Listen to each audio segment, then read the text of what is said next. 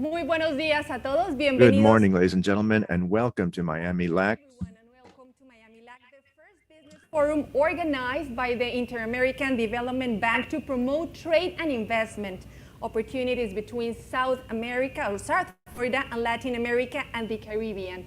My name is Carolina Novoa, and I will have the pleasure of being your host of this event. I want to begin by thanking everyone that is tuned here. Today we are joined almost by 5,000 businessmen, businesswomen, and entrepreneurs following us from almost 68 countries. We'd like to especially thank the representatives of 20 trade and investment agencies promotions from Latin America and the Caribbean, as well the Miami business community that truly have made us feel at home. Welcome everyone. Before we begin, I want to give a little housekeeping for our virtual audience. So for this, we're going to have simultaneous interpretation in English, Spanish, and Portuguese for those who require it. For that, we're going to go to miamilac.com, and in your right hand, you are going to choose the language that you need. We invite everyone also to join our conversation via Twitter using the hashtag MiamiLAC. Now, let's please help me welcome the distinguished speaker delivering these opening remarks of the event, who is going to be our Miami City, our mayor of the Miami City, who is Francis Suarez, and who is going to give us a message. Welcome, Francis. Hi, everyone. This is Mayor Francis Suarez. I want to thank all of you for having me here today, and I want to thank especially Mauricio Claver Caron for inviting me to be here with all of you. We all know how critical Miami's relationship with Latin America is. Miami has served as an economic and political hub for Latin America's development for decades, and our collaboration and cooperation has driven growth throughout all of the Americas. As we come out of the COVID-19 pandemic, we have the opportunity to build a new alliance for progress, un nuevo alianza para el progreso. But we can only accomplish this by expanding free trade for goods and services. Our strong ties to the international business community, especially Latin America and the Caribbean, haven't just fueled our growth. They have paved the pathway for every Miamian while building a resilient city. We need to focus on hard infrastructure. Our economy and our recovery needs investment in climate adaptive infrastructure that is long-lasting and resilient. We share in the same challenges, and we can share in the same successes. This is crucial to not only the city of Miami's future, but to every city facing economic downturn, creating opportunities for city residents and redeveloping communities suffering from persistent poverty, underinvestment, and rapid gentrification. But we also need to focus on soft infrastructure, investing in people, workforce development, and affordable housing. People are now the most important asset for our economic recovery and expansion.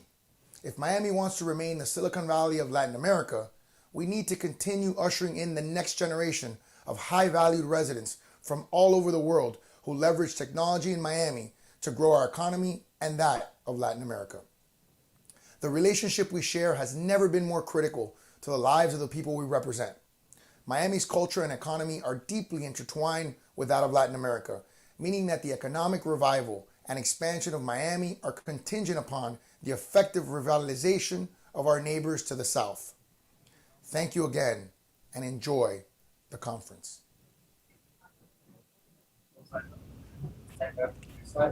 Thank you, Mayor Suarez. For now, I'm going to introduce Mr. Mauricio Claver Carone, who is the president of the Inter-American Development Bank, and also a Miami native, and who made this forum happen. All right. Welcome. Thank you so much.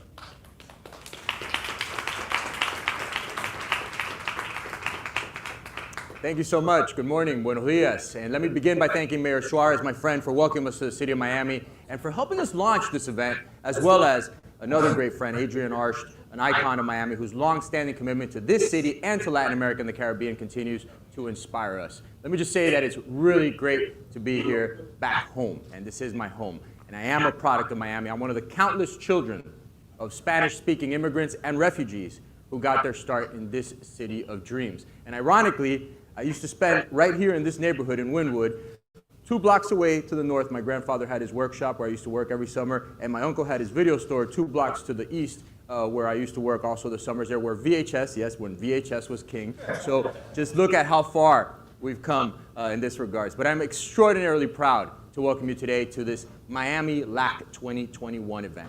Over the next 2 days, we're going to benefit from dialogue, insights, opportunities with our both in-person and virtual audience of entrepreneurs, innovators, and corporate pace setters, leaders of business, large and small, whose lives, investments, and the value chains straddle North America and South America.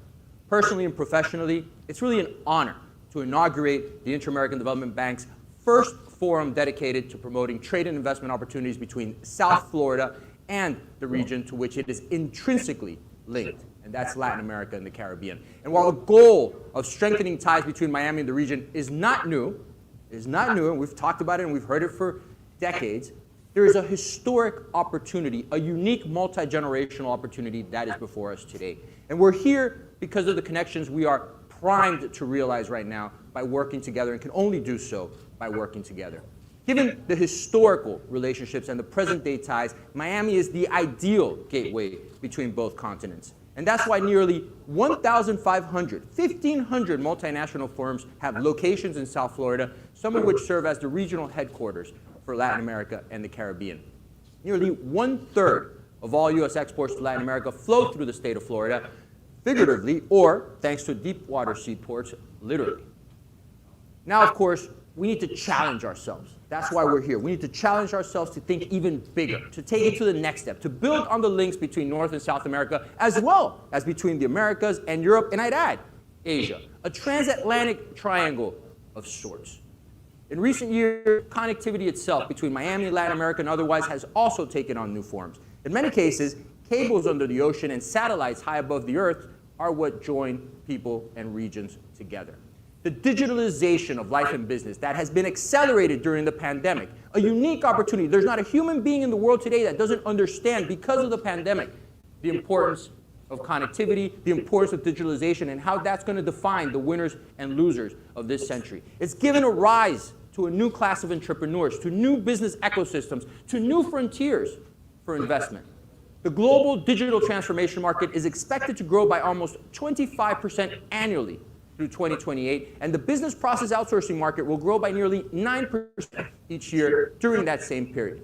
Right here, Miami is seizing, thanks to the leadership of Mayor Suarez, is seizing, and all of the community that's here today is seizing that momentum. And it's now one of the hottest tech and innovation startup hubs in our hemisphere, I dare to say, in the world. This city has already attracted close to $1 billion in venture capital just last year, and even Silicon Valley mainstays are eyeing a possible switch and stay, which is important. Unsurprisingly, many Latin Americans, from Mayor Suarez to the executives participating in this forum, have played an important role, a key role, a leading role in this metamorphosis. We must also acknowledge that the establishment of a business-friendly environment, an example for the region, a business-friendly environment here in Miami, has been key to this recent success, opening the door to tomorrow's opportunities. And today, what we're here to consider and act upon, because you know I don't like rhetoric, I like action, to act upon is the confluence of factors that I have described.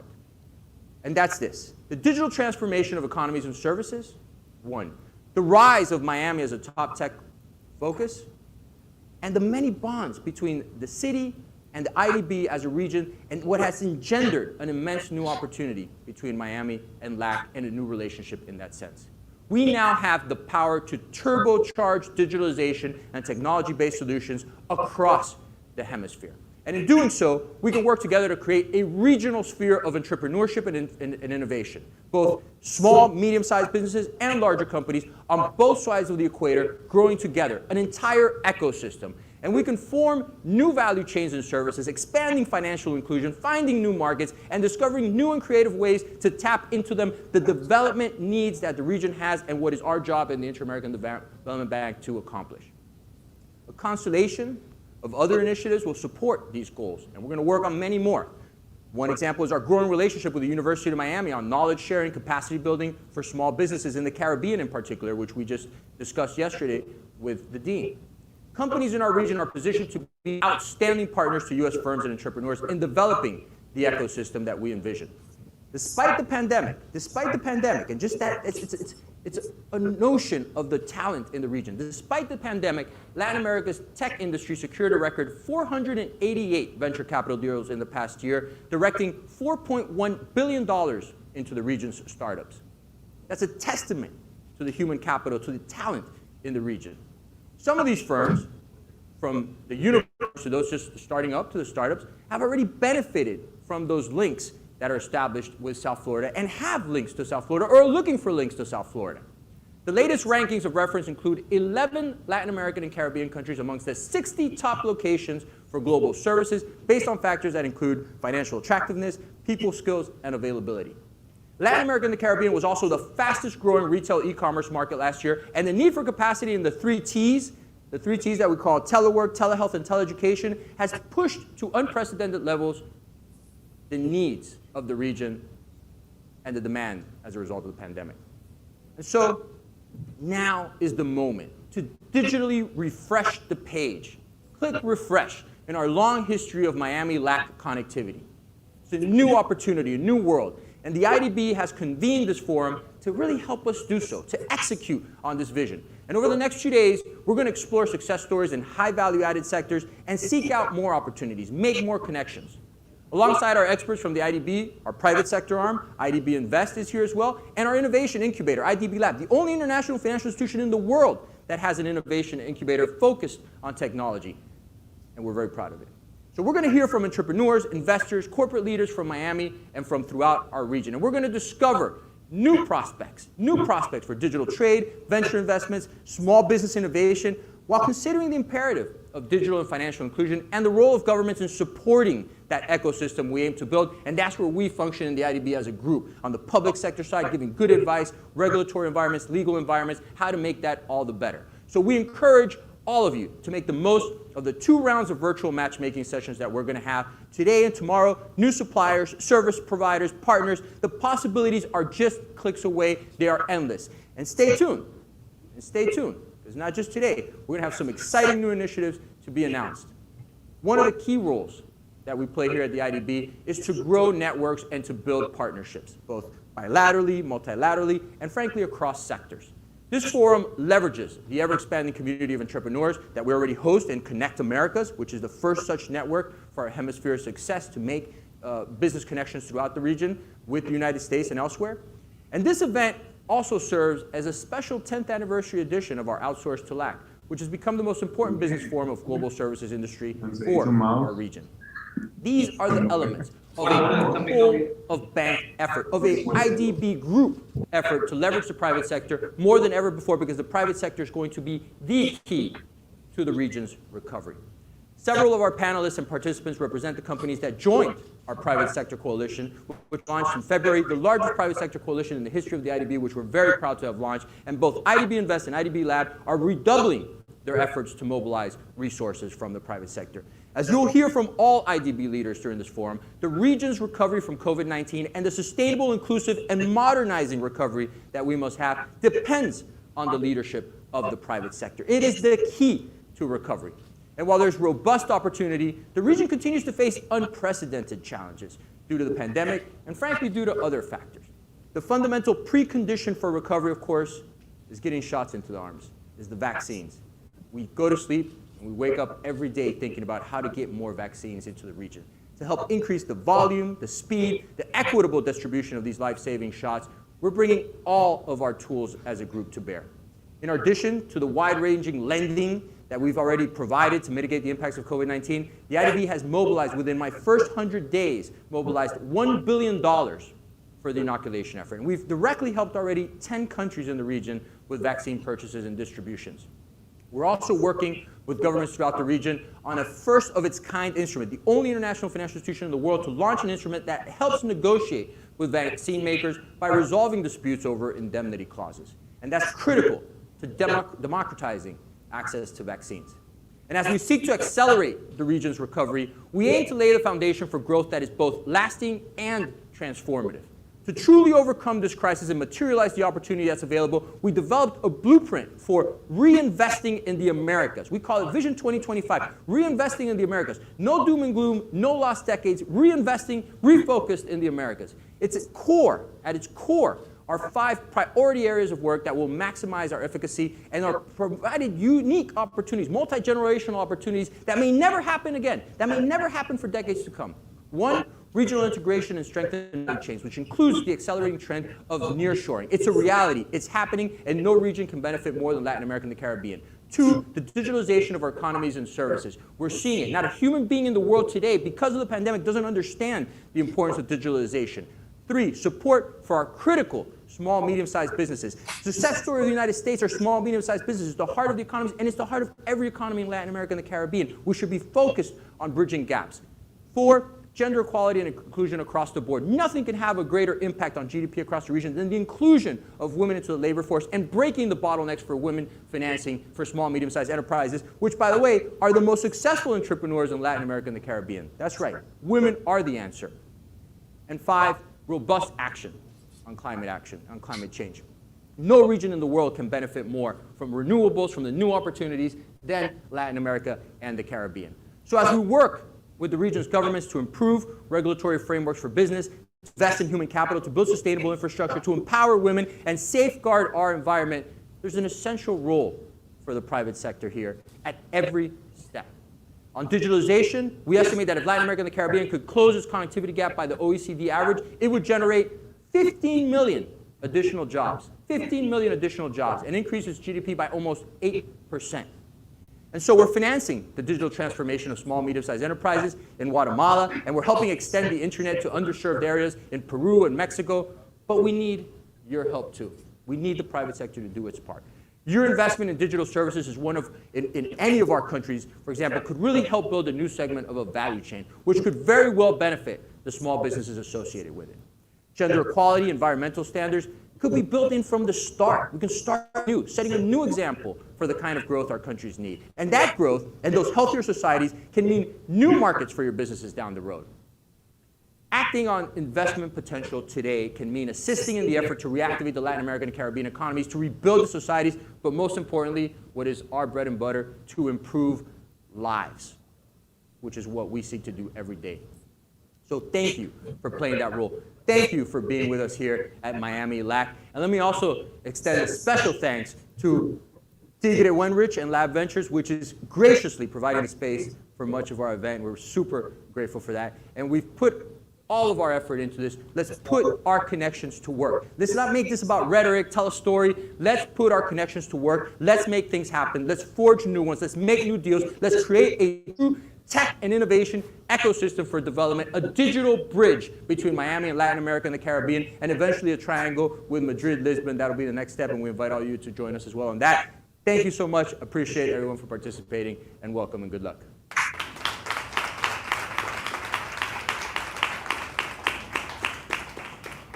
Thank you, President Claver Caroni. Now we are honored to introduce Ms. Adrienne Arsht, Executive Vice Chair and founder of the Adrienne Arsht Latin America Center and Atlantic Council, who joins us remotely. Good morning. Thank you very much, Mauricio, for inviting me to participate in this event. And congratulations to you and the Inter-American Development Bank for convening this important conversation about the links between Miami, Latin America, and the Caribbean. And as always, it's lovely to see you, my friend, the Mayor Francis Suarez. I'm honored to be a part of this celebration and exploration of the bonds between two regions that I care about deeply. Having both lived and run a business in Miami, I have witnessed firsthand the business and cultural linkages that bring the people of the city of Miami and Latin America together. I have long stressed that while these linkages are strong, there is tremendous untapped potential to further enhance and deepen these ties. I am the founder of the Adrian Arsht Latin America Center and the executive vice chair of the Atlantic Council, an institution dedicated to providing leadership and engagement in international affairs based on the Atlantic community's central role in meeting global challenges. I founded the Adrian Arsht Latin America Center in 2013. I saw a disconnect between the region and the opportunities it offers. I saw the need for greater prioritization of a region that those of us in Miami know and appreciate so well.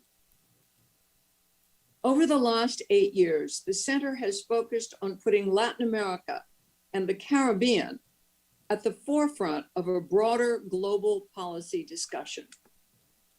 We meet today at a critical juncture for Latin America and the Caribbean.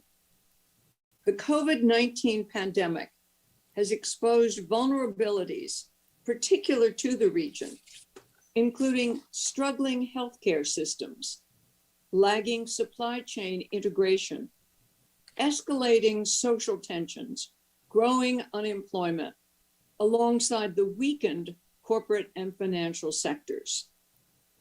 However, we at the Atlantic Council believe that the opportunities are there for Latin America and the Caribbean to recover ever stronger from these crises and to establish itself on the path toward economic growth and development.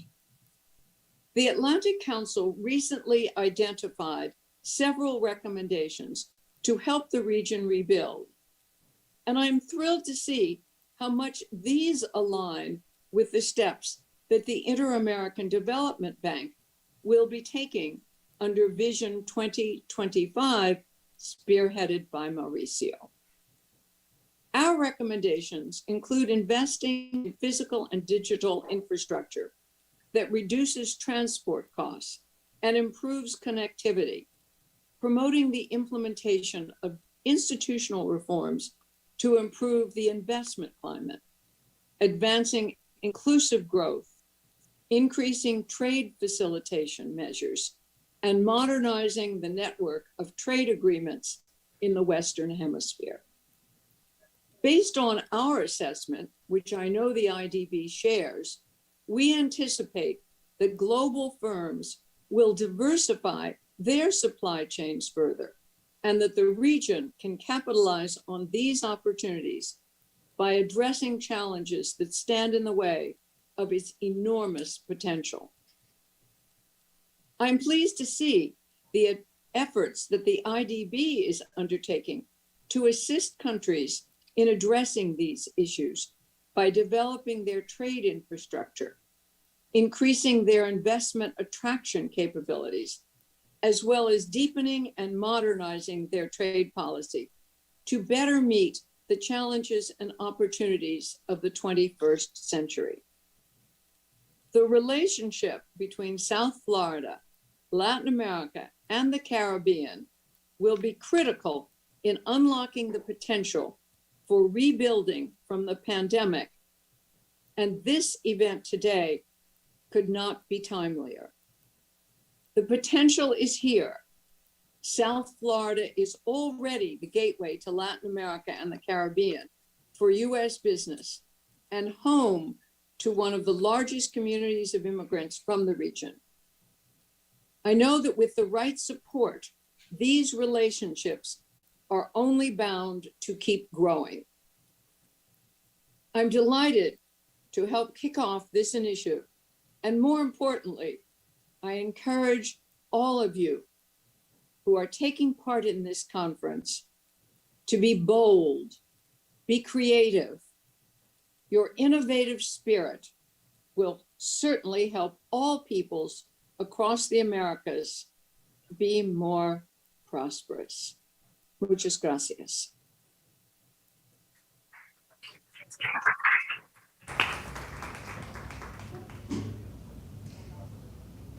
Many thanks to Ms. Arsht, President Claver Carone, and Mayor Suarez for their energizing words. And now, let's begin our day session. To start, we're going to have an IDB Group special presentation titled IDB Invest and IDB Lab, Financing the Latin America and Caribbean Private Sector. For this, we're going to welcome to the stage Irene Arias Hoffman, CEO of IDB Lab, and James Scriven, CEO of IDB Invest. Irene and James, you have the floor. Well, good morning, everyone, and thank you so much for being here. Welcome to the Miami-LAC 2021, the first business forum organized by the Inter-American Development Bank to promote trade and investment opportunities between South Florida and Latin America and the Caribbean. And everybody knows, right? The world changed in March 2020. That affected Latin America and the Caribbean the worst. It experienced probably the worst economic crisis in the last 200 years. But at the same time, we are firmly convinced that it opened a window to build the region back better. And there are huge investment opportunities in Latin America and the Caribbean to support sustainable, inclusive growth. So, as Mauricio said earlier, we want to connect entrepreneurs and investors in Miami who share cultural connections. They share a common purpose, and they want to also build back better in Latin America and the Caribbean. So we want to do it together. We want to keep building a digital bridge between the growing tech hub in South Florida and the vibrant digital entrepreneurs in the region. The pandemic has been an ultimate test of the IDB Group's ability to support the private sector, and we're ready to respond. The region needs a green and inclusive recovery led by the private sector. There will be no long-term growth unless both challenges are addressed. IDB Invest and IDB Lab endorse this path to recovery by generating more and better jobs in the formal sector. Achieving this requires a robust private sector working together. We will count on you as part of the Miami ecosystem to be part of that solution. The tech hub growth in South Florida could benefit from expanding linkages in the region, especially with digital entrepreneurs in areas like venture capital, funding, human capital, and the digital empowerment of women and minorities. And the IDB Group has been very active, leveraging Miami's positioning over the last few years, and we want to build on that. We're already collaborating with investors, corporate startups, and qualified ecosystem developers in different sectors in Miami to support the digitization of SMEs across the region and the growth of the economic recovery and transformation of Latin America and the Caribbean. And this crisis has also highlighted that there is a crucial countercyclical role that as the IDB Group, we can play in helping the public and the private sector act together. And to do so, the IDB Group has proposed, as Mauricio just told us, Vision 2025. This starts with regional integration. Let's see how we're going to put it into action. We're going to support the reconfiguration of global value chains and integration initiatives. We can articulate proposals to connect key players within Latin America and the world, and also open new market opportunities. So that includes, as Mauricio pointed out, the US, of course, through Miami, Europe through the Gateway Office of the IDB Group in Madrid, and Asia through our office in Tokyo. And the digital economy also is the second pillar of the Vision 2025, and it's about facilitating access and creating the capacity to embrace digital technologies and to foster innovation. We know that the tech ecosystem in Latin America and the Caribbean is already booming. We've gone in just a few years to 26 plus unicorns, 4 of which are in our portfolio at IDB Lab. And this is just the beginning. This is expected to continue to grow. This is the future of the economy in Latin America and the Caribbean. So supporting innovation, supporting digitization, tech adoption, we can unlock unprecedented, powerful engines of inclusive growth. And we think that we can generate additional, at least $3 trillion in annual economic value by 2030. As our President Mauricio mentioned, also small and medium-sized enterprise, what we call SMEs, supporting them by generating conditions to maximize the private sector contribution to recovery. Supporting SMEs is essential since these constitute over 90% of the economies in our region and generate over 61% of the employment. Climate change. How we will support, fourth, climate change by helping countries foster resilience, mitigation, and adaptation. Only the rise of sustainable issuances, given by the transition of all our economies to low carbon economies, is expected to surpass $700 billion in 2021. Last but not least, gender equality and diversity. Empowering women, vulnerable populations who bear most of the burden of the health and economic crisis. Women own over 30% of the SMEs in Latin America and the Caribbean, and the financing gap of female segments of MSMEs reached $92 billion. So overcoming these existing challenges will require a lot of collaboration, and it will require external financing, innovative solutions, and as Mauricio said, mobilization, and also support, not just through technical assistance, but also knowledge and connections. So IDB Invest and IDB Lab have the capacity to bring that together to manage on IDB Invest side, large and complex investments. IDB Lab as the promoter of the innovation ecosystem and also the investor in the venture capital side. We want to also bring in other partners that enable us to finance some of the most transformative private sector-led projects in the region. So this is what we offer. We offer Latin American, Caribbean companies and investors a continuum to partner and develop private ventures from early stages to growth and scale. And let me give you a couple of examples of this continuum. Cubo Financiero. This is Mexico's first regulated fintech with a new model for financing MSMEs and social investments. IDB Lab provided $300,000 back a few years ago in non-reimbursable resources. This was just to test, improve the business model. And a $2 million senior working capital loan. Few years later, IDB Invest has now made a $10 million quasi-equity investment using an innovative, flexible mezzanine financing structure and helping them increase its loan portfolio, focusing particularly on women-led SMEs. So this deal also includes an action plan to strengthen Cubo's corporate governance. A second example, everybody knows Mercado Libre, most valued company in Latin America and the Caribbean, and IDB Invest closed a $50 million subscription for senior notes. And it's funding the growth of Mercado Libre as a leading commerce, payment, and electronic credit company in Latin America and the Caribbean. This financing allowed them to consolidate the trajectory and mobilize financial resources.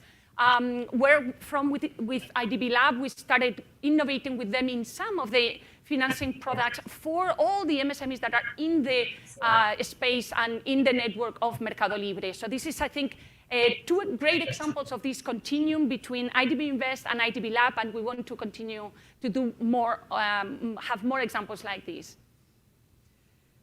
Through financing, knowledge, connections, we are opening such markets. Let me give you two examples. Silver economy. The aging population in the region is rapidly growing, and we are working with open new frontiers for this social group. Miami counts with many business actors that have already worked in this direction. Last week, we launched the Silver Economy Innovation for Inclusion Challenge to seek and support innovative solutions for this business group that can become an engine for social inclusion and economic recovery. Another example, thematic bonds, sustainable investments in growing, faster, and innovative solutions as the thematic bonds are increasing throughout the world. In 2020, only social bonds jumped sevenfold compared to 2019, while sustainable bonds grew 81%. Moreover, Latin America and the Caribbean represented a small fraction of that global market at only 2%. This is an opportunity to boost this market. The IDB Group has supported 40% of the thematic bonds issued by the public and private sector in Latin America. And IDB Invest alone has helped 30% issuances of private companies across 9 countries. Now, on digital infrastructure, we are also building the necessary elements to leverage all these opportunities of new tech-enabled companies. 2 examples. One is LAC Chain. The Global Alliance led by IDB Lab to accelerate the development of the blockchain ecosystem in Latin America and the Caribbean. We've built an open source, interoperable network. It's internationally recognized, and it's at the disposal of anyone here who's interested in deploying blockchain-based inclusion-driven applications.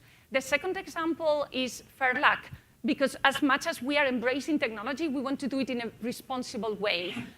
We know that trust is a big issue. So we've partnered between the public and private sector, civil society, academic institutions, and we are designed public policy as well as the tools that the entrepreneurial ecosystem needs to put in action these frameworks of responsible use of artificial intelligence and other technologies.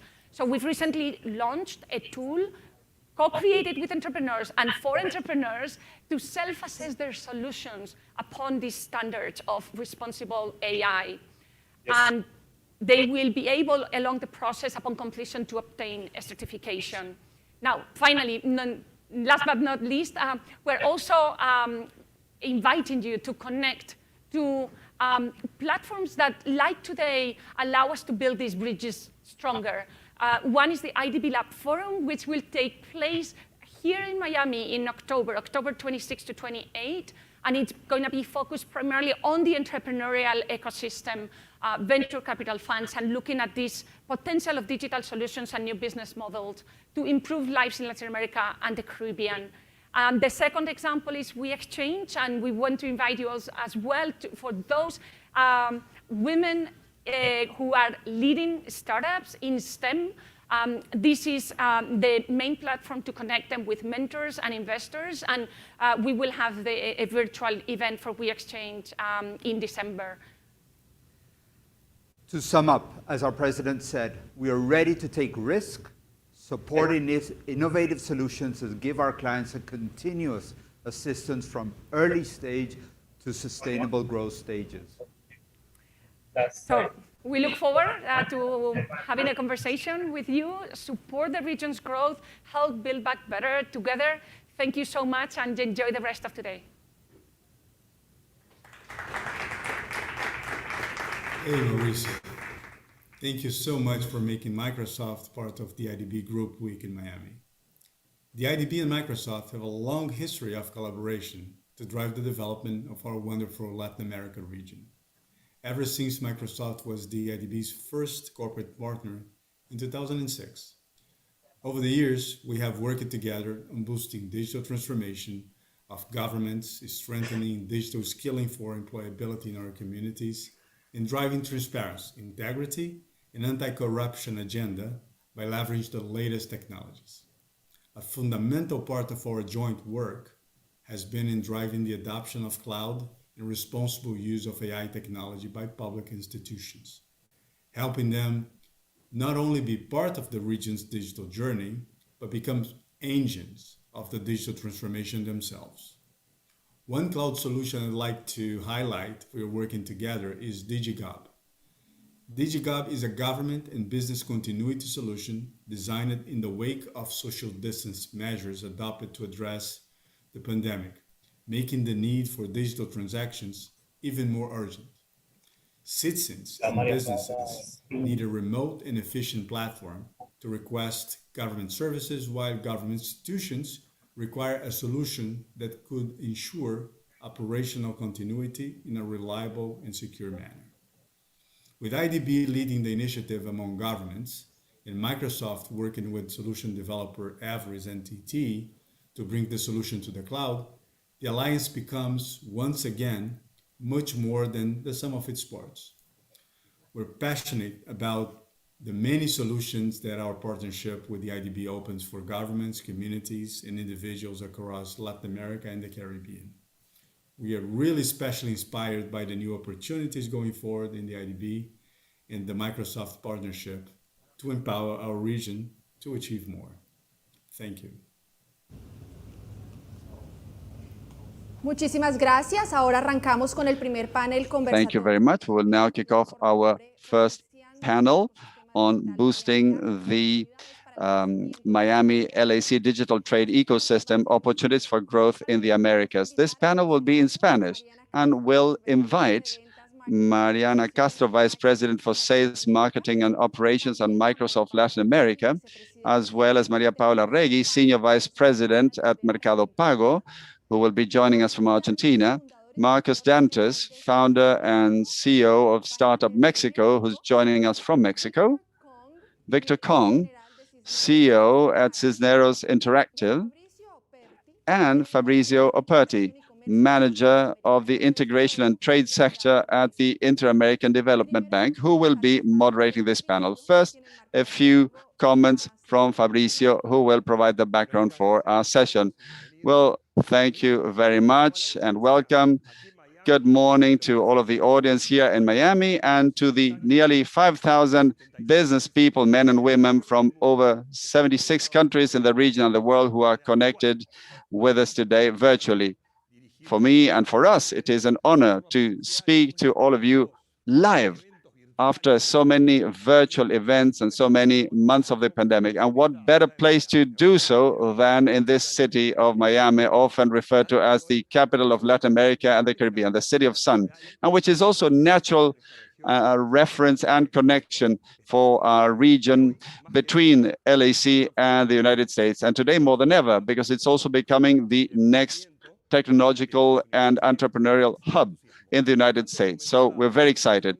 Before we kick off our conversation with our dear and distinguished panelists, I would like to share a few brief words on what the Miami-LAC opportunity represents, also referring to the importance of knowledge-based services and of technology for all entrepreneurs who are watching, and also referring to the role of the IDB, the Inter-American Development Bank, as a strategic partner in support of that agenda. First of all, despite the terrible pandemic, which has afflicted the world and has been a major scourge, especially for our region, we also stand before an opportunity, and we're not being naive. There is an opportunity to recover stronger and above all things more digital and more diversified in our productive offer. And this is what we're here for. This is what we are working with the countries for, and hence the connections we want to establish with Miami in investments, in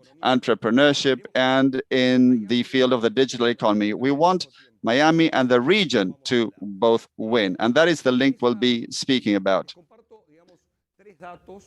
And 3 bits of specific information along those lines. First of all, there's the vast potential between both regions in view of the demographic affinity. According to the latest census, approximately 70% of the Miami-Dade population identify as Hispanic or Latinx. And within the entrepreneurial community, over 40% were born outside the US, especially in the LAC region. So there's a strong demographic affinity. And Miami has in recent years become a reference place for venture funds and organizations, venture capital funds and organizations. We have at least 75 organizations and capital funds, venture capital funds in the city, and many have appetite for our region.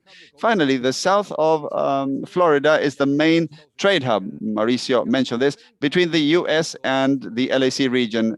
Approximately 30% of all US exports to the region leave from the state of Florida or go through Florida, so it's a natural hub.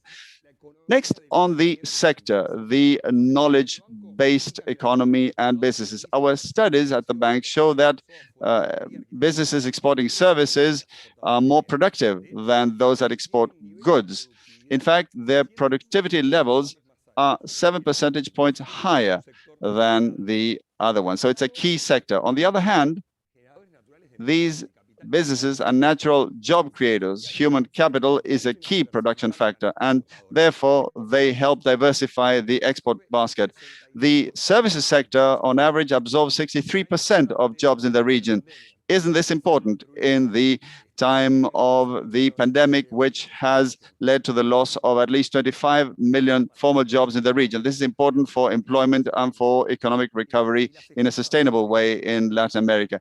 And services, and especially knowledge-based services exports, have also proven to be more resilient and resistant in the face of the latest crisis. They're not subject to the volatility in the price of commodities, so they bounce back faster than exports of goods. In fact, in the context of the COVID-19 crisis, while the travel sector contracted by almost 68% in the last quarter of 2020, some services such as technology and IT grew in exports by almost 10%.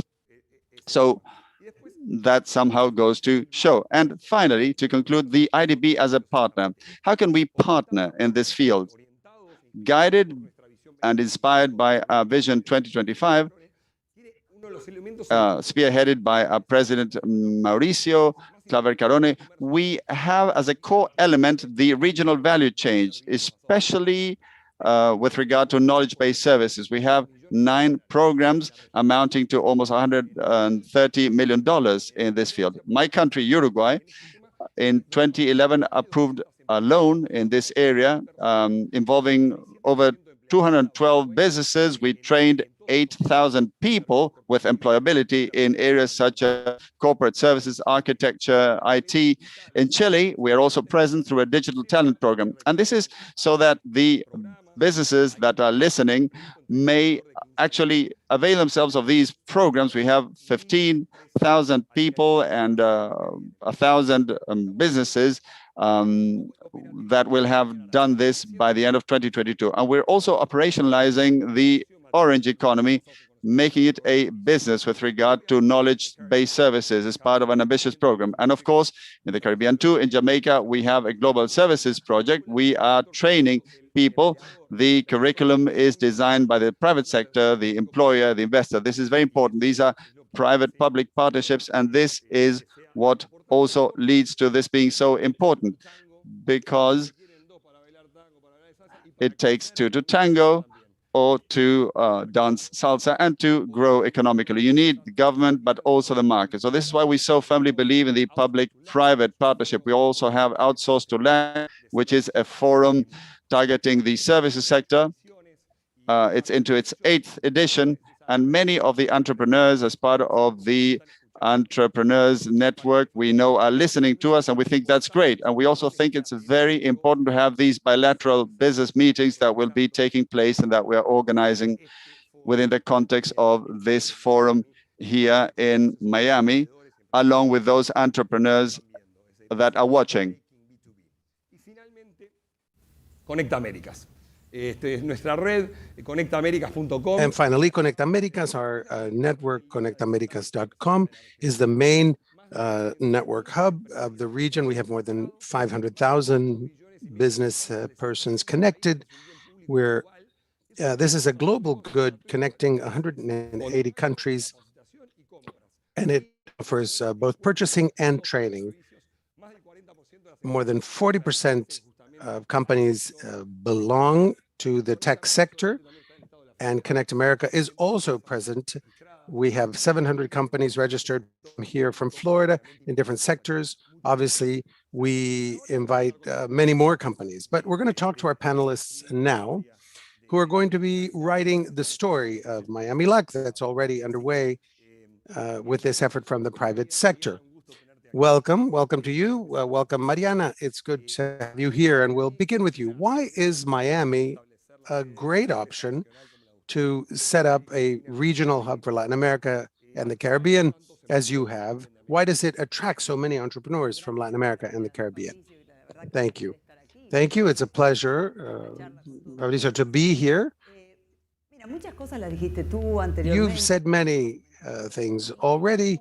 Mauricio already mentioned many of these things, how Miami in recent years has grown into an important hub or a pole that attracts an enormous number of companies from the region. We have access to capital, both to angel investors as well as large funds that can invest in companies, access also to talent, and talent that really understands how to do business in Latin America. It isn't only a matter of doing business in one market or another. It's not the same to do business in Brazil or Colombia or Mexico or Argentina. Miami is a hub for access to Latin America. Mauricio mentioned the triangle between the United States, Latin America, and Europe.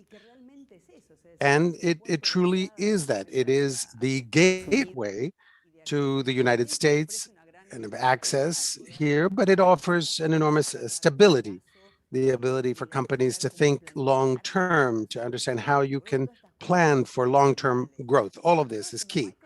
For us as Microsoft, we 27 years ago set up operations in South Florida. Our main office is in Fort Lauderdale, and then some years ago, we all opened another office here in Miami. And Miami, because we needed access to have our clients come here, I've been based here for 25 years now. You're almost local. Yes, almost. So truly, this is our Latin American headquarters. We have more than 4,000 employees within Latin America, more than 30 offices in the region. But this is the location that offers us a connection to the different places, different offices in the Caribbean and in Latin America.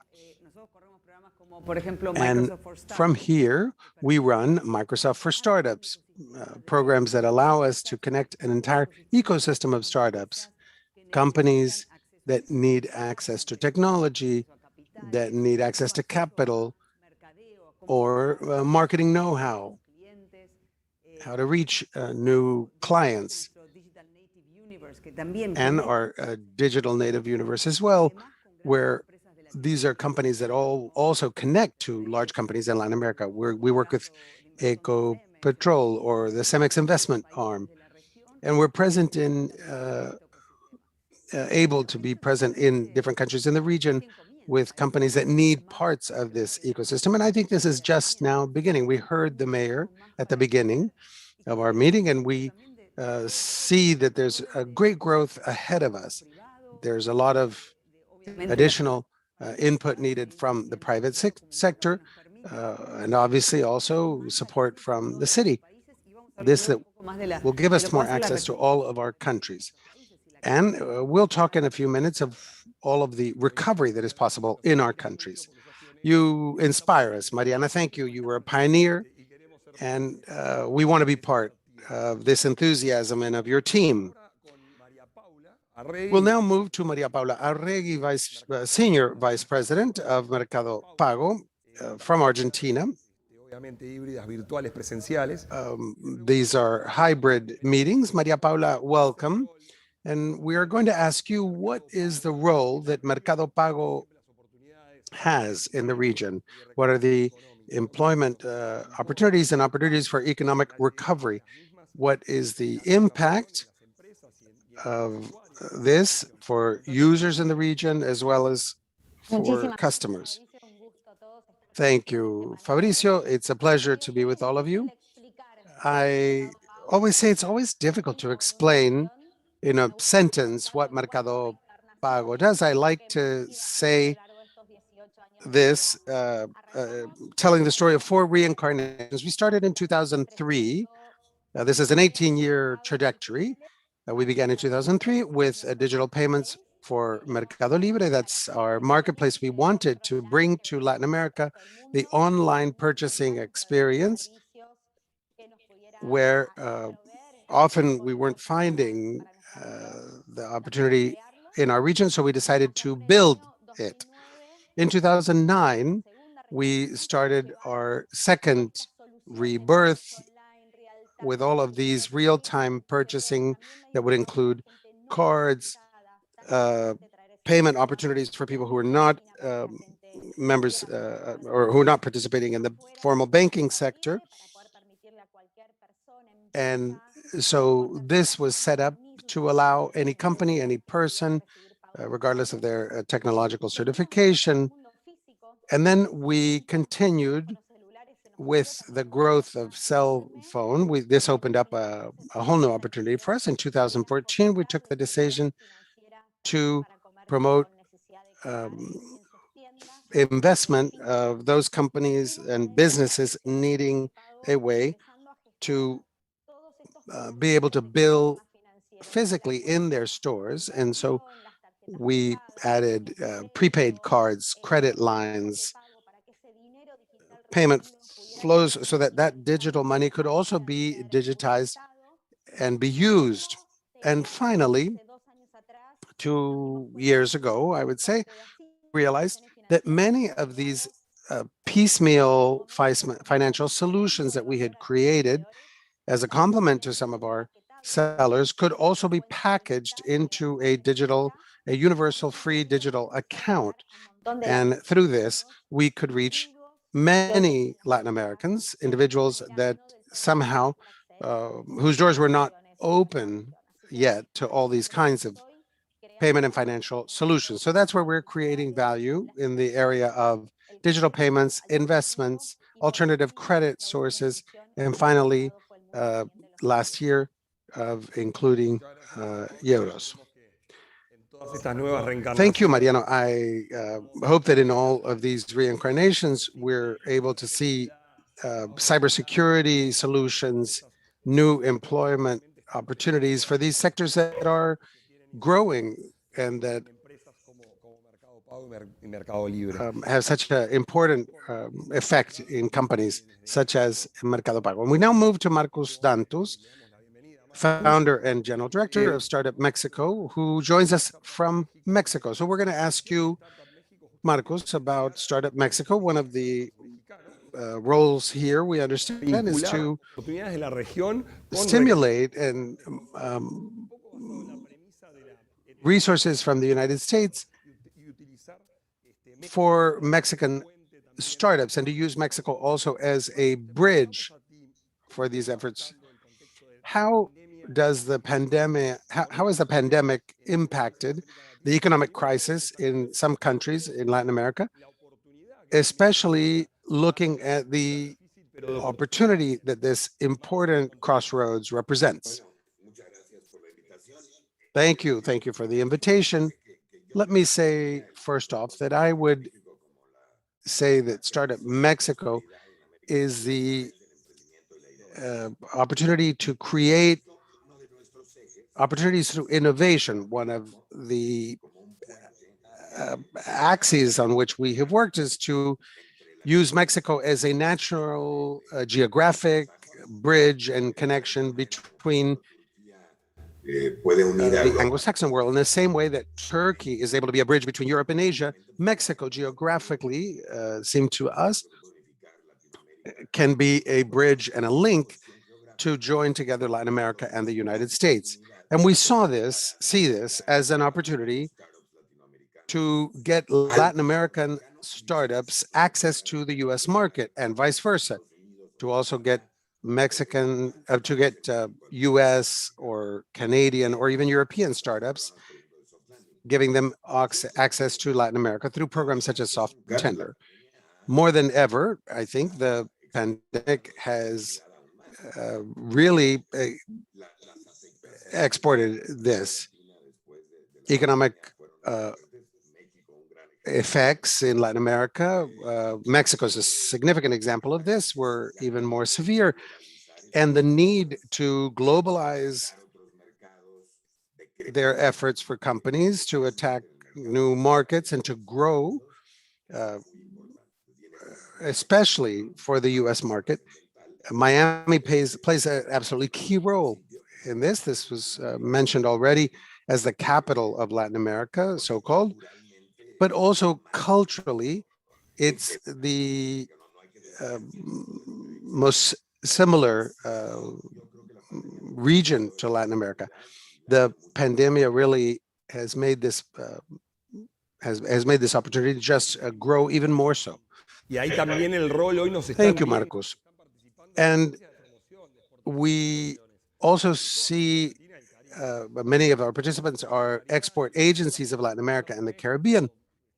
And Startup Mexico, Startup Chile, and others, many others in the Caribbean and in the region, also allow the promotion with the financial resources of the IDB as well. And we encourage you to contact the TPOs, the trade promotion organizations. Finally, and not least, I welcome Victor Kong, the president of Cisneros Interactive. Victor, you administer the advertising services of a number of companies in the region because digital consumption in Latin America and the Caribbean has grown over the period of the pandemic. What are the significant solutions that Cisneros Interactive will offer? And how can companies and individuals see and find opportunities to provide services for you? Thank you, Fabricio, it's a pleasure to be here. The value that we add to this is can be described in a single word: education. You mentioned Spotify. What we do is see ourselves as being able to benefit, educate the market on the benefit of digital advertising. We did this with Facebook for a number of years. We want digital advertising to allow you and to have companies understand that this will allow you to meet your business objectives. When I say business objectives, what do I mean? This wasn't very obvious to many companies, and people thought that digital advertising was really just a way to get like or followers for their page. And it isn't that business owners wake up thinking, how many people do I have liking my page on LinkedIn? People actually wake up thinking, how much am I going to sell today? How many cars or how many these services? And digital advertising does allow us to do that. It allows us to get clients, get customers, and to achieve our business objectives. We've been able to see this happen in numerous cases. During the COVID period, webinars are an example of what replaced in-person meetings. Many shopping centers have been closed during COVID, and we did a special program for those companies that wanted to show how to navigate the waters of digital selling, of electronic shopping. How do you make the purchase easy? How do you reach the user? Especially for companies that were just beginning.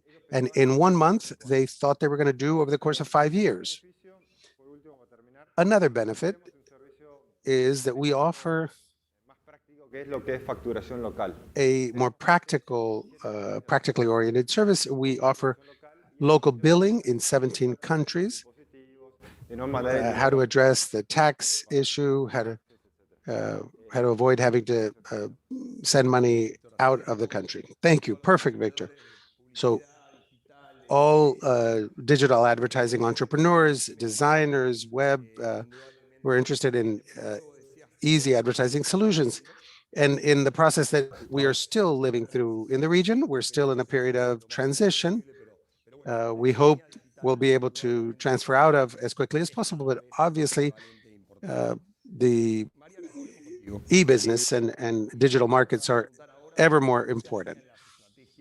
Mariana, how do Microsoft's strategies align with the mission for the transformation, digital transformation,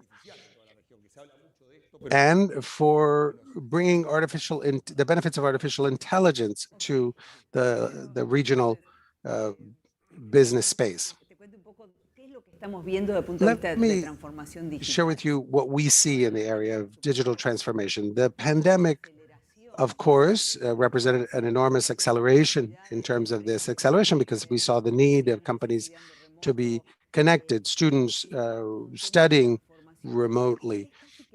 There was a transformation in all of these ways, but really this is just the surface of all of the transformations that are underway.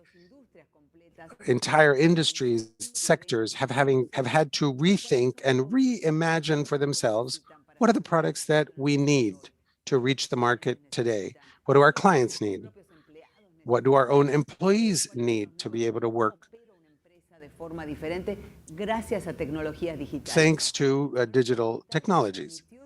Digital technologies allowed us in recent years to create resiliency. It allowed companies to be connected and allowed students to continue going to school. But now we have the challenge of reactivating, of reigniting our economic activity. And what Mauricio said at the begin, this redimensioning has to be inclusive and has to be sustainable. The sustainability and the use of natural resources, which really represents an enormous opportunity for Latin America. I think digital technologies really do make this possible. They can also make it possible to reinvent how the economy can regrow in an inclusive form. What does this mean? What are we doing? What's our strategy? We begin by educating. Educating is key.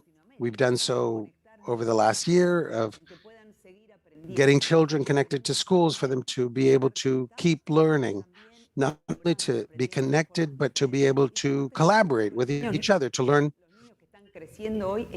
Children are now learning and studying in different ways, in new ways than they did before.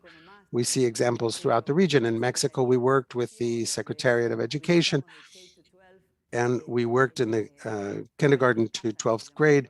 I think the program is called Learn at Home, Aprende en Casa, and it was a program that was deployed throughout the whole country. The pandemic left it very clear that not everybody has the necessary connectivity. We have a program called Microsoft Airband, which uses the white bands of television, the TV white spaces, so-called, that allow connectivity to reach remote areas in any country. We've in fact worked with the IDB in some efforts. This exists in Jamaica. In Colombia particularly, we have recently connected 150 rural schools that were not able to get, and we're doing this today in Brazil, in Peru, in Argentina. So connectivity is key. In a digital economy, if you don't have access to, if you're not connected, you're out of the system, out of the network.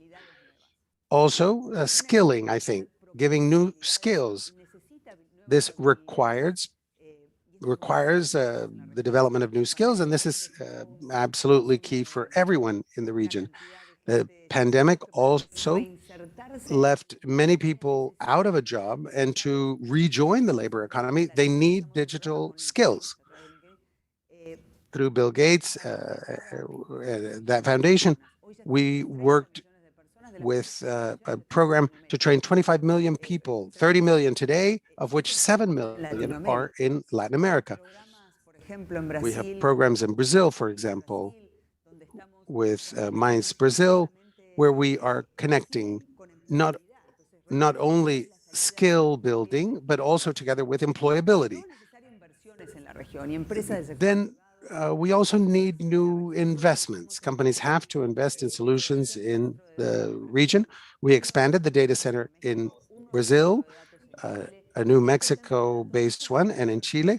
And these are data centers not only that represent our own system, but also that will allow for the insertion of new companies that invest in different ways in their own transformation, thinking about what is the future that they need to have. And finally, if you give me just another minute, our own footprint in the region. Just a few minutes, we said we already have 4,000 employees of Microsoft in Latin America, 30 sales offices in 22 countries. We're present throughout the Caribbean as well as Latin America, with 20 sales offices in the region. And we have an ecosystem of business partners as well. And the business partners, 90% of our entire business in the region is through those business centers that make that technology grow through the services that they offer, that integrate the technology and really are very close to the small and medium businesses. They know what large-scale clients need.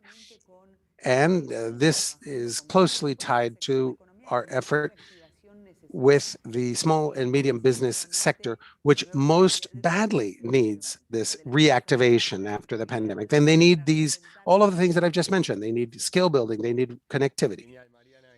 Thank you, Mariana. You have very much validated the vision of the bank, sustainability, inclusive solutions, and obviously this permeates everything. And I hope this means that through the bank, we can also help you to find these new partners that will generate employment. Maria Paula, back to you. We want to ask you about the challenges and opportunities that you saw in the sector and in your company throughout this last year. What are the new things for those that are listening to us, many in the region? What are the opportunities that are present, and what was the most significant impact? All right, let's talk about the opportunities that we saw in this last year. Maria Paula, can we hear you? Let's see if you could speak just a little more loudly. Yes, perfect. Okay, excellent. I was saying, let's talk specifically about this last year, where no doubt the pandemic represented an opportunity for all of this context of digitalization and inclusion. What happened to all of us in Latin America during the pandemic was that we were just simply not prepared for this. It caught us by surprise from one day to the next, and meant that many small entrepreneurs, many small companies had to reinvent themselves in record time to be able to maintain their business activity. As a tech company, we didn't have to do that, but we did have to again prove that all of our bets on technology and on the diagnostic tools that we used were the door through which many companies could continue to operate. We saw an exponential growth in digital solutions. 800,000 small and medium businesses came towards digital solutions opportunities to be able to keep their employees, to be able to continue offering the services. So these tools allowed us to resolve two issues. First, social distancing that had a significant effect on many of our markets in those companies where it was necessary for goods and services to reach people in their homes. And secondly, the logic of people and the thinking of people who did not want to have contact with money, with physical money. So solutions such as payment links have meant that many of these companies that really had a relatively low level of technology knowledge, we saw that companies in a single week were able to shift their mindset and continue operating in their businesses. We also saw that many companies wanted to no longer use cash, and they began to recharge their cell phones. They began to send invoices, and they began to contact and pay their friends, their family, using their cell phone. It's an enormous opportunity that accelerated the digitalization of all these services in the last year. And as an opportunity, I would mention education, financial education, the digital skill building throughout our region. And this isn't going to happen. This change of habits doesn't happen just by happenstance. And the creation of value, of specific value proposals, both for individuals and for companies, has to respond to the logic of what every company can do to change their habits, to abandon cash, physical cash transactions, which we already mentioned, funding sources, and the possibility of having a free universal digital account so that that money is useful and generates revenue and interest for me when I'm not using it, which is so important for fighting inflation, as is the case in many markets in Latin America. It also allows me to have more channels for selling, and all of these excuses that Latin Americans have to change their habits of giving up using cash for digital. Also, the traceability of their operations, that traceability that not only allows us to save times to make payments more effectively, but also are the basic key to have access to credit, which is also one of the key aspects that is missing in our region. We always come back to digital literacy and being able to bring those benefits not only to the service providers. Okay, Marcos, let's get back to you. As we talk about this ecosystem relating to startups, we know that businesses are robbing human resources from one another, and this could perhaps be an obstacle, especially for small startups, to have access to resources, prevent them from getting that. Now, at the same time, we see that in Miami, we're seeing a major increase in links with the rest of with our region. And then, of course, you've got the startups in Latin America. We said earlier that there are fewer barriers. We have fewer language and cultural barriers. So what steps are being taken with how are you taking advantage of this ecosystem in Miami from Mexico? And based on what you're hearing, maybe what measures can be done to help to create employment, to create a greater linkage, and again, creating new market opportunities? Well, I think that's a key question, but let me just start off.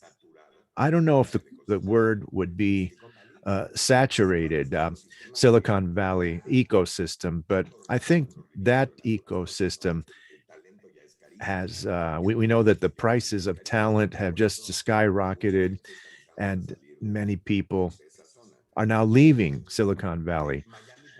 Miami, quite the contrary, is an ecosystem that is experiencing major growth, and hopefully it will never reach to the level of the prices and complexities of Silicon Valley.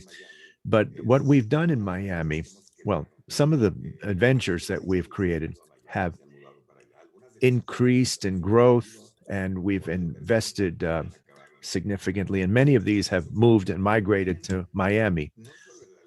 And it's not just reaching out to the Latin American market, which is one of the things that they're seeking, but they also have, well, we know that Miami has become a strategic hub, about 5 hours of travel time from most of the major economic centers in Latin America. So we're involved in an initiative right now called Camp 4. Camp 4 is Camp 4 is the last staging area before you climb up to the peak at Mount Everest. So we also created what's called soft landing / acceleration for those companies that are in early stages of development. And the idea is to invest certain amounts, take them to Miami, and then create a program that will help them to penetrate the market and to grow in the United States. And then eventually, of course, they will remain in that market, but then we'll be able to come back into the original markets and continue contributing to the growth there.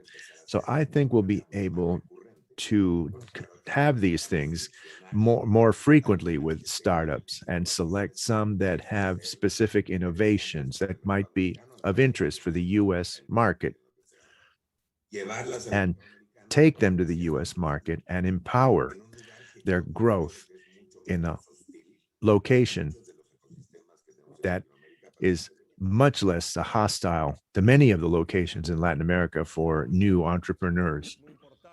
I think that's an important point.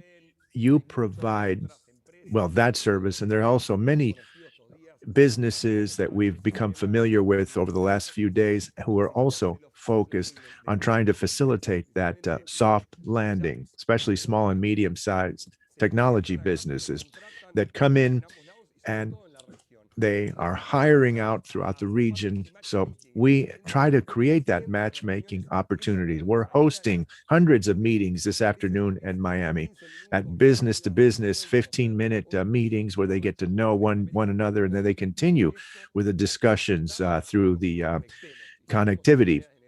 So this is creating more and more business opportunities, and that's what we're seeking. So it was very interesting hearing that, Marcus, very enlightening, and thank you. So at what pace is our Latin American businesses becoming involved using, for example, artificial intelligence, big data?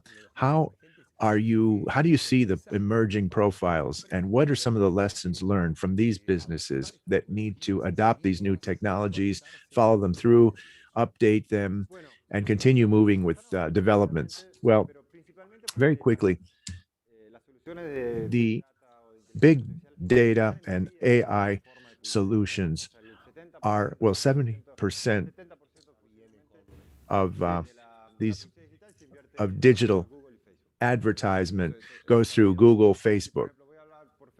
So for example, if we go through Facebook, our partner, you tell Facebook, this is my objective, I want this demographic target audience, and the algorithms, the AI algorithms, will do the job for you. You don't have to develop AIG. You can, on your own, you can just use these tools. So in order to become or remain up to date, we have found very interesting investors. You talked about Miami and Latin America. In Latin America, and we invested in Bunker, which is a big data company in Uruguay, and we're helping the business to expand throughout Latin America. And as we invest in these innovative businesses, we're seeing incredible things taking place, and we see many more success stories. So I think Miami and the region, with startups and small businesses, we're experiencing that firsthand. And we're lucky that we invested in one that's already very successful. And I think this is going to expand globally. So with the big data experience, and I think we have a program at the IDB where we are also working with MIT, known as fourth generation data science, and we are working in these kinds of programs for the rest of the region. So it's a very interesting experience. I'm glad to see that you're going in that direction. Now, we're going to now wrap it up with a few final questions. But I still think we have enough time for a question for each one of our panelists. Mariana, what is Microsoft doing to promote inclusion of female entrepreneurs? That's a key dimension of inclusion, and we think it's a vital component. It is vital. And I agree with you, Fabricio. Thank you for the question. Well, first of all, for us, inclusion is a part of our mission in the company to empower each and every person and organization to do more. And we talk about each individual.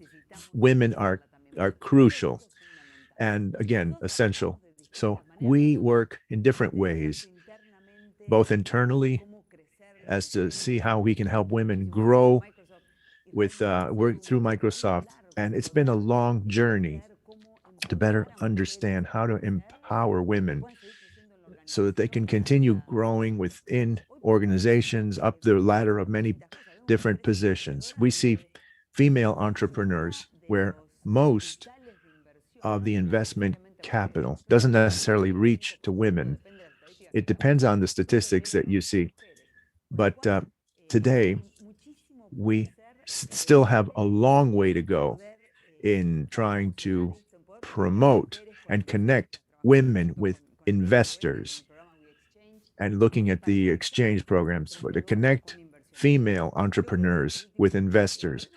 So I think the problem dates back a long way. How can we ensure that more women become or become a part of technology, entrepreneurship, in our case, and in Uruguay, for example, to study data science and study digital skills. Getting more women enrolled in these kinds of programs will be essential so that they can be better prepared and have greater access. But we still have a long way ahead of us to try to provide that to capital to promote women so that they continue in these positions. We have some key programs. We have programs for digitalization for women and even young girls in schools, like also We Exchange and promoting women. And I'm just going to give you the floor back. I see you're very enthusiastic about the topic. You really like it. So again, and this plays a vital role in economic recovery. Yes. In fact, women have been a key component in many of these affected areas for different reasons. So within this recovery that it has inclusion as a component to bring in women, to generate that knowledge base for women is exactly in this network. We have 100, and we're going to discuss that this afternoon with the idea of connecting women in the digital economy. Maria Paula, what is the future? Discuss a little bit about what you see as a future perspective as an organization. Where is the sector moving? Well, I think the sector will continue to strengthen all of these trends that we're seeing, where technology is now poised as a major driver, an engine for promoting inclusion. And those companies that have come in with a new vision, a new way of doing things. And you need the two pyramid. You have the pyramid. You have the inverted transactional pyramid and population pyramid, where you have a certain percentage, a small percentage of the population that is reached out to, and see how fintechs companies and the inclusion efforts, the digital and financial inclusion has now worked at the bottom of the pyramid, reaching out to a critical mass of people. And this way, we are looking at things through a lens of innovation, inclusion, doing business differently, and not just reinvent the way of doing things, but based on the products and the distribution channels, the technology as a major partner, the use of big data in order to level the playing field and create a new logic, as opposed to the way we used to view things, and open up many of those closed doors. These are the things that are going to be fostering a new way of working with different alternative logics that are more inclusive in these four pillars: payments, investments, loans, and insurance. And in the area of loans, we have found with IDB a major ally and partner, rethinking and looking at things differently. And we found in the IDB a major strategic partner to fund many of these microcredit initiatives, where technology, as we said earlier, will enable increasing the number of situations where we are transforming and changing our habits in many of our individuals and businesses, bringing greater equity in Latin America. So I think these four pillars are where we're going to focus most of our efforts, generating innovations and changing the rules of the game over the next few months and years. Well, you can rely on us as a firm partner in this. Thank you very much for those comments. Well, Martin, what are some of the keys to success for startups that we're hearing about in Latin America and the Caribbean to be able to better connect within the Miami ecosystem? Just name maybe 3 or 4. Well, I think the key to success for any startup has to be the capacity to resolve problems. The more recurrent the larger the market. We have seen a significant differentiation. We've seen innovations that need to be something new in the market, not just a local innovation. Has to be, for example, a startup, and I think it's valid, that takes on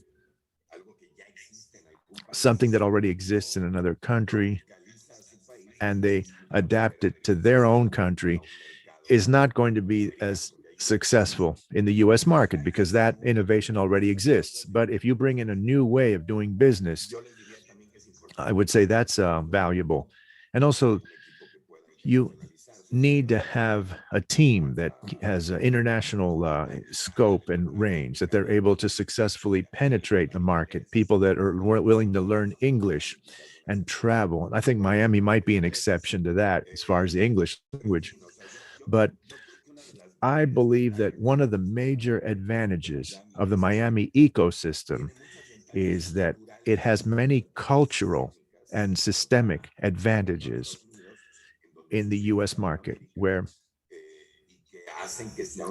allows for, well, it makes it much more welcoming for what we have locally. And this can help us to be able to maximize many of these advantages. Well, thank you, Marcos. I think that's an excellent segue to the final question. Victor, could you tell us, for cities in Latin America and the Caribbean, what lessons can we learn from Miami? How can we create more ecosystems? Because there are many cities in the region that are focusing in these areas. What can we learn? What lessons can we learn from the Miami experience? Well, first of all, Miami was already fertile ground. It's been for the last 17 years. We have, for example, personal and physical security, which is important. You have economic and political stability. But what generated this new wave? Well, they were individuals. So a few people can make a big difference. And I know Juan Pablo, who's going to be speaking from Miami-LAC, he participated. Mark Hartman from the Nike Foundation, which is a foundation that generated a lot of movement.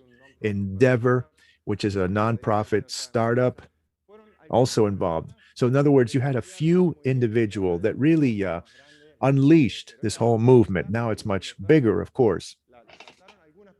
But this was really the inspiration, the creation of a small group of people, right? And then connecting those people and connecting that with the rest of the region. So that's a fascinating panel. Thank you very much for being with us today.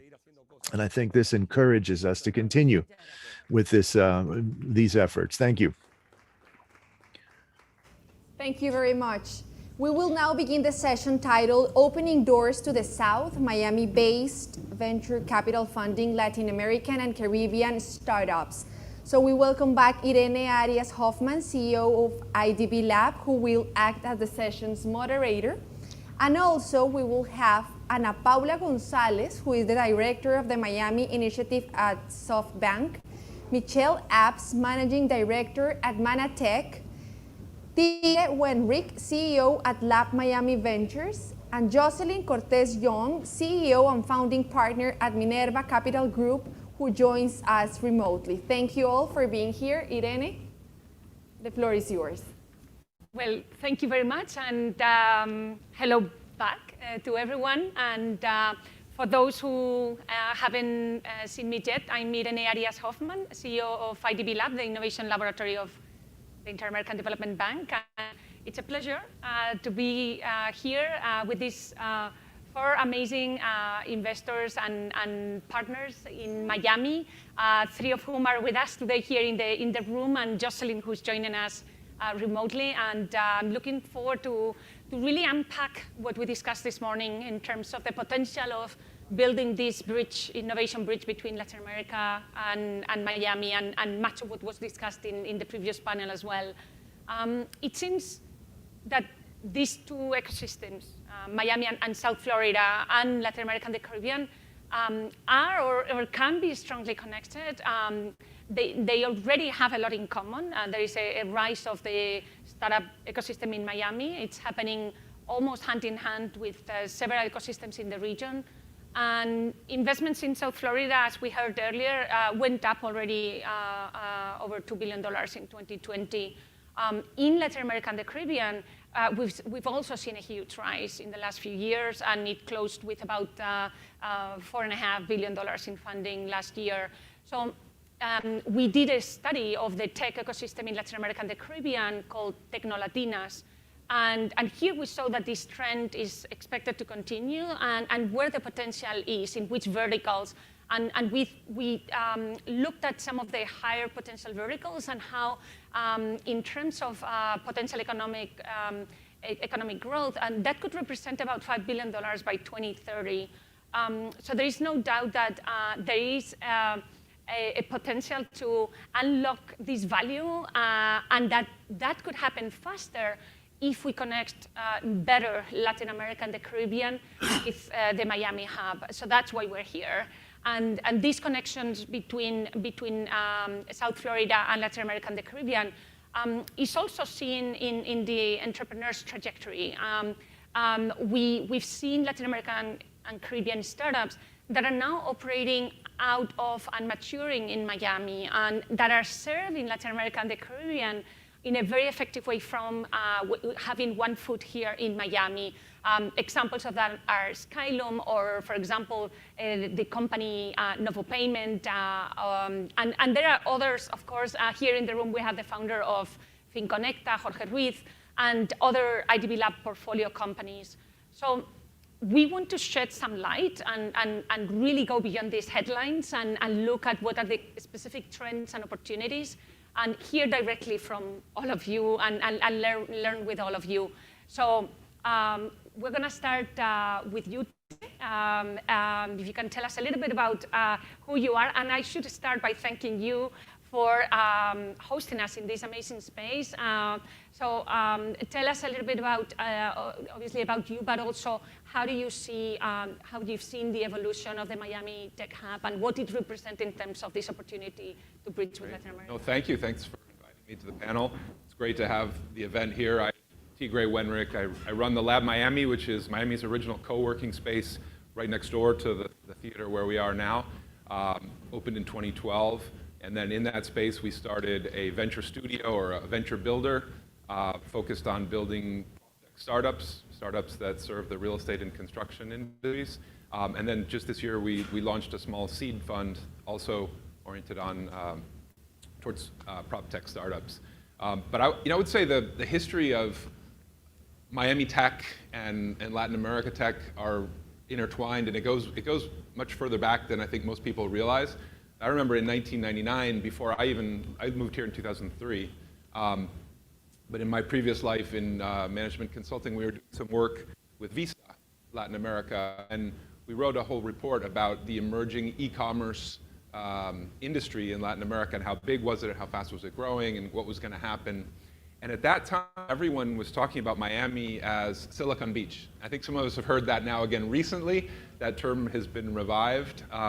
But at the time, what that really meant was a bunch of Latin American startups that had set up shop on Lincoln Road and raised quite a lot of money for the time, big fancy launch parties. That Silicon Beach movement lasted maybe about 9 months. It was at the end of the Internet 1.0 bubble. In March of 2000, it kind of all came crashing down. But the companies that were here then, names like Mercado Libre, I mean, I don't know, I think everyone knows who that is. They were actually, their office was in Miami. Patagon, which sold famously for like $700 million. Star Media, which went public before it didn't. But all of those people, whether successfully or unsuccessfully, kind of went back to the region and started doing their own things locally in Latin America. And Miami became kind of a tech desert.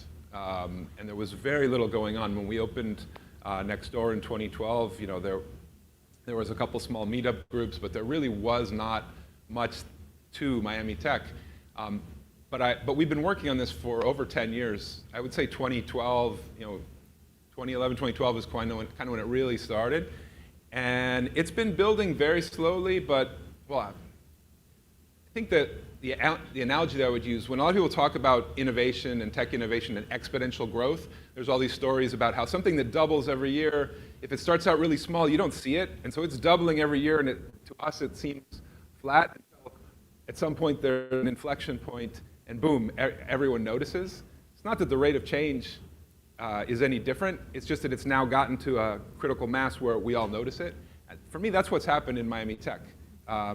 It's growing pretty constantly, and then 6 months ago, everyone started paying attention, and now it's all anyone can talk about. But this has been building for work with people like those who are sitting here next to me. We've been working on this for a decade, and it's now really starting to pay fruit. Well, Tigre, thank you for that sort of perspective. It's great. I think we're going to turn to Jocelyn, who's joining us remotely here, and tell us again, so about from your perspective, as founding partner of the Minerva Capital Group, what do you do, and then how do you see the potential of Miami and bridge with Latin America and the Caribbean in a bit more detail? Sure. First of all, Edith, thank you so much for having me. And it's just a pleasure to share a panel with such a group of folks that are on this panel. I know so much about the history and how much hard work everyone has put into making Miami what it is. So for each and every one of you that's sitting up there, congratulations to you as well. Minerva Capital was started in 2009, and it actually started out of Miami. So one of the interesting parts of the whole Miami story is that I think there's many others that are similar to mine, where they decided to set up here, not in New York, not in Chicago, not in San Francisco. It's been a couple of years, and a lot of the ingredients of what was missing is now here.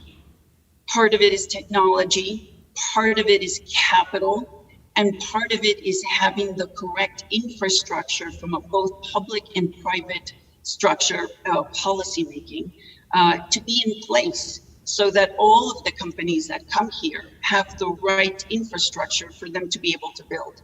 And all of those ingredients post-COVID just came together in a rapid session. A little bit to what Tigre was just mentioning, it is really the power of exponential growth. A couple of other things that are also happening.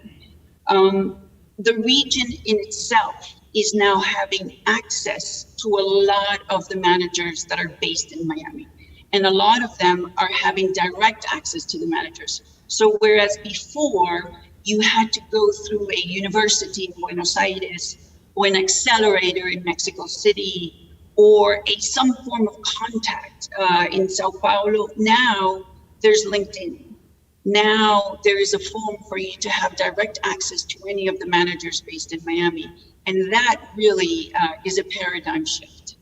Another, and I can go through an entire list for you of many things that are happening, but diversity is a very big thing. For the first time ever, we're seeing female-funded funds. We're seeing groups that are diverse and sitting on both sides of the table. So not just from the investor standpoint, but also from the companies that are coming through and pitching. And that is very much a first-time thing. So I'll leave it there, but I think those are the immediate observations that we have. Great. Thank you so much, Jocelyn. So, Ana Paula, unique attributes of Miami and building on what Jocelyn said, what are the bridges to Latam? Yes, thank you. So I've been working in the Latin American entrepreneurial ecosystem since 2009. I was at BCG helping to build out the private equity practice in the region. And then I was in an impact investing fund in Latin America, and then 500 startups, where 5 years ago, we started working to launch the Miami office with this very strong hypothesis and belief that Miami could be the connection point between Silicon Valley and other US resources and investors and Latin America. And I think a lot of us have been working towards this hypothesis. As Tigre was saying, it's probably not quite realized just yet, but we're hitting this jockey stick inflection point where we're seeing a lot of the hard work coming to fruition. So I think Miami is very interesting right now for a couple of reasons that we can isolate. So first, Miami has always been very well, and I love how it's Miami. It's not Miami, okay? It's been Latin America, Hispanicized that way. But it has been very well connected by airport. It's one of the most connected airports in the US, but to Latin America specifically. So if you try to fly from San Francisco to any place south of Mexico, it's really painful. Miami makes that much easier. And it has always been a home for Latin American talent. It has always been very diverse. It has already been the headquarters for big corporate. So there's that DNA that Miami has, plus great quality of life, etc. The second variable that we isolated is during COVID, the ability of people to choose where they want to work versus where they live really accelerated a flight towards Miami. And so very high quality investors and founders and talent decided to make their home in Miami, and that brings capital, that brings talent that's looking to be put at work in Miami or other places. And so the third piece is Latin America is a huge market that has always been full of challenges. I'm Mexican, but challenges are always opportunities for the best founders. And in Miami, as we were saying, you have people who are truly bicultural that are able to make business in Latin America, strong ties to those countries, and able to do business in the US, and are able to bridge these two worlds. And so when you have this capital that's in Miami that discovers an avenue to get into Latin America, I truly believe that this will benefit the region greatly. The truth is, I think investors in Silicon Valley don't really understand Latin America yet as an investment market. I think that can happen at a greater probability out of Miami. And then a very strong trend that I'm seeing is building cross-border businesses out of Miami. So companies that are connecting talent in Latin America with corporates in the US and making it easier to hire remote workers. Companies that are working on helping investors in Latin America access assets in the US that previously they couldn't. Or companies working on remittances from the US towards Latin American countries. So there's something very interesting bubbling and taking shape here. We don't yet know what's the final shape that it's going to take, but I'm bullish. You have to remain an optimist, and I see the trend moving in that direction. Great, and we do see that what you said also in terms of the cross-border opportunities very clearly with the Caribbean in particular, and as Mauricio said this morning, with the University of Miami, Harvard Business School, we are looking at promoting that much more. Now, Michelle, tell us your perspective. Yeah, absolutely, and thanks again. Echo the sentiments of everyone else on this panel. It's wonderful to be here discussing this topic. I have lived and worked in tech in Miami for 15 years. I was at the opening of the lab, which I, really sort of mark as one of the first moments, that as a tech community we came together, and when 500 launched and came here. In my current role, I work for Mana Common, and Mana Common is a horizontal integration of multiple divisions. So we have the Mana Agriculture, Mana Impact, Mana Arts and Culture, we have Mana Tech, and then Mana Properties. So I head up our Mana Tech team, and we think a lot about where we have been focused in the past decade. I mean, Moishe Mana, as our CEO, has been investing in Latin America and working in Latin America and investing in tech for the past decade. So this is a really that inflection point moment for us. And I think the only thing I would add to what the other panelists have already shared is that the same way at Mana we think about the horizontal integration of all of our divisions, I think that's an asset of Miami. We haven't chosen vertical or we're sort of exploring where we can go and what we can drill down on, but that leaves a lot of opportunity. And so we are ripe for innovation and to continue the work around sort of supply chain and logistics. We see the healthcare industry and advances in health technology and robotic surgery sprouting up here. So, there is this opportunity in Miami that is wide. And I think, that's where, the integration of Latin America and Caribbean influence, we really have a chance to optimize that together.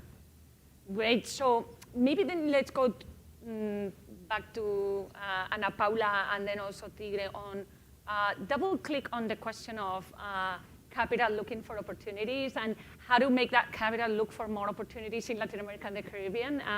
And specifically also look at what are some of the more promising or obvious sectors where this could happen more easily. I mean, you talked, Tigre, about Mercado Libre. It's already a $30 billion company. We've seen it recently with Nubank raising large amounts of funding from the US. So it is happening, but how do we accelerate this and what are some of the specific? Yeah, there's kind of two classes of opportunities. I think there's one is, and we're looking at several of these right now, companies that happen to be in Latin America that have built technology that can be applied to this market, and they don't know the United States.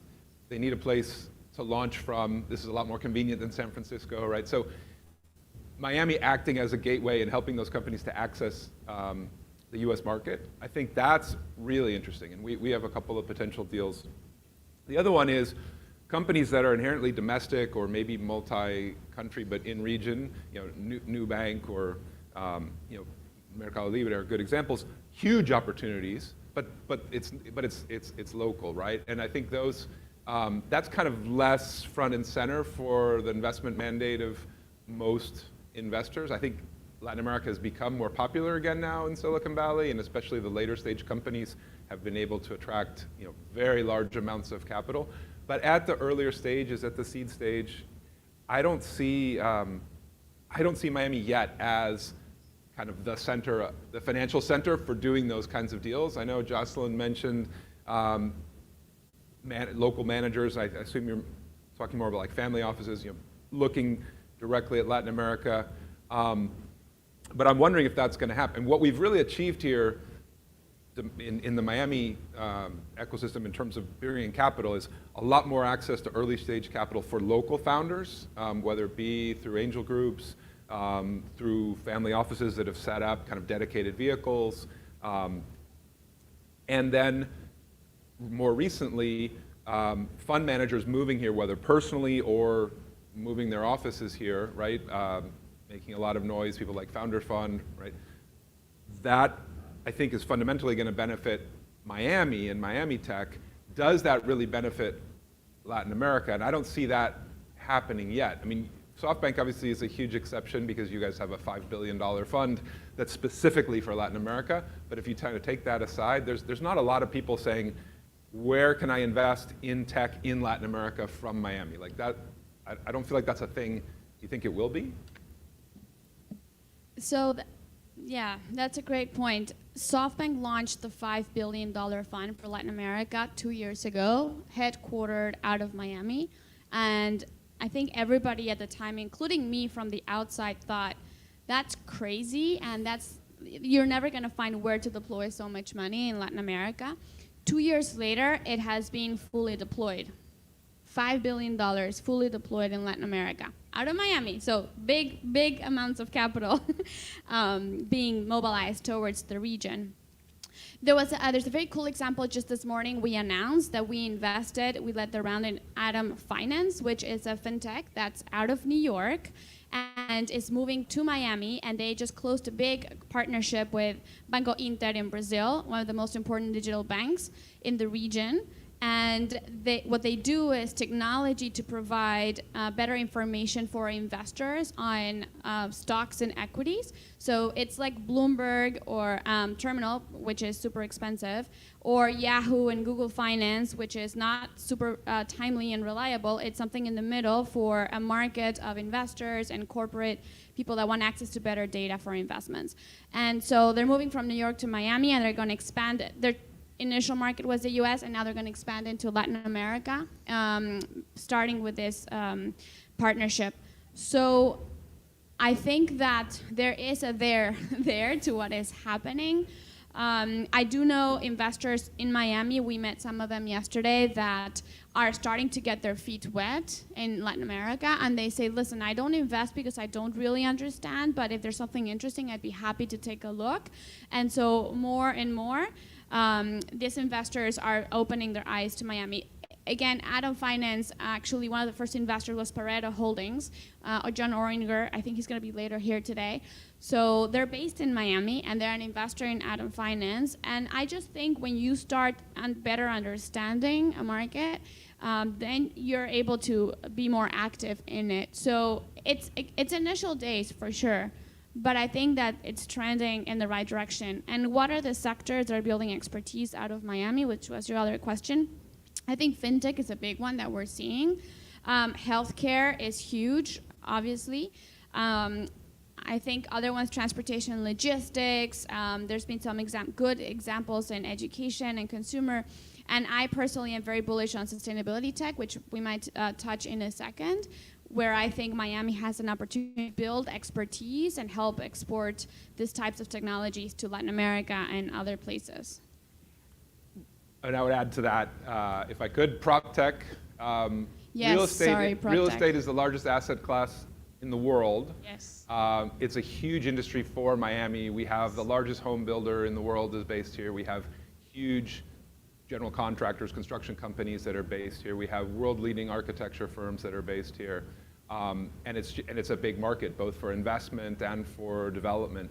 So it's kind of the natural place. I mean, LA has had some success as a prop tech center. New York has probably been but I think there's a role for Miami, and it's still tiny. I mean, if you think about fintech 10 years ago, I mean, that's kind of where we are. It was a small thing. The big banks weren't really paying attention to it. Prop tech has gone from $1 billion a year to 25, 30 billion a year. So it's real now. There's been some exits. It's big. But in the context of the size of the industry, it's still tiny. Just getting started. And I think Miami is, we believe, Miami is the natural place, at least to do some of it, if not to dominate it. But that's why we've decided to go all in on. I think it's probably the biggest opportunity within venture for the next 5 to 10 years. So, from what I'm hearing, and I actually like the reality check that you gave us, Tigre, because if it had already happened, we wouldn't be here. So I think the reason that we think that there is that potential, but it's still earlier stages, is exactly why we're here. And in PropTech in particular, for example, there are such promising companies in the region that are actually working and are improving lives of people that really need it.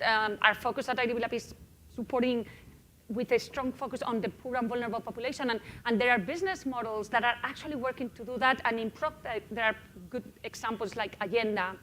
So I think that investors here, if they learn more about these type of models and the potential they have to grow to become like regional Latin America, Caribbean companies addressing these issues, I think we could see that inflection point or go through.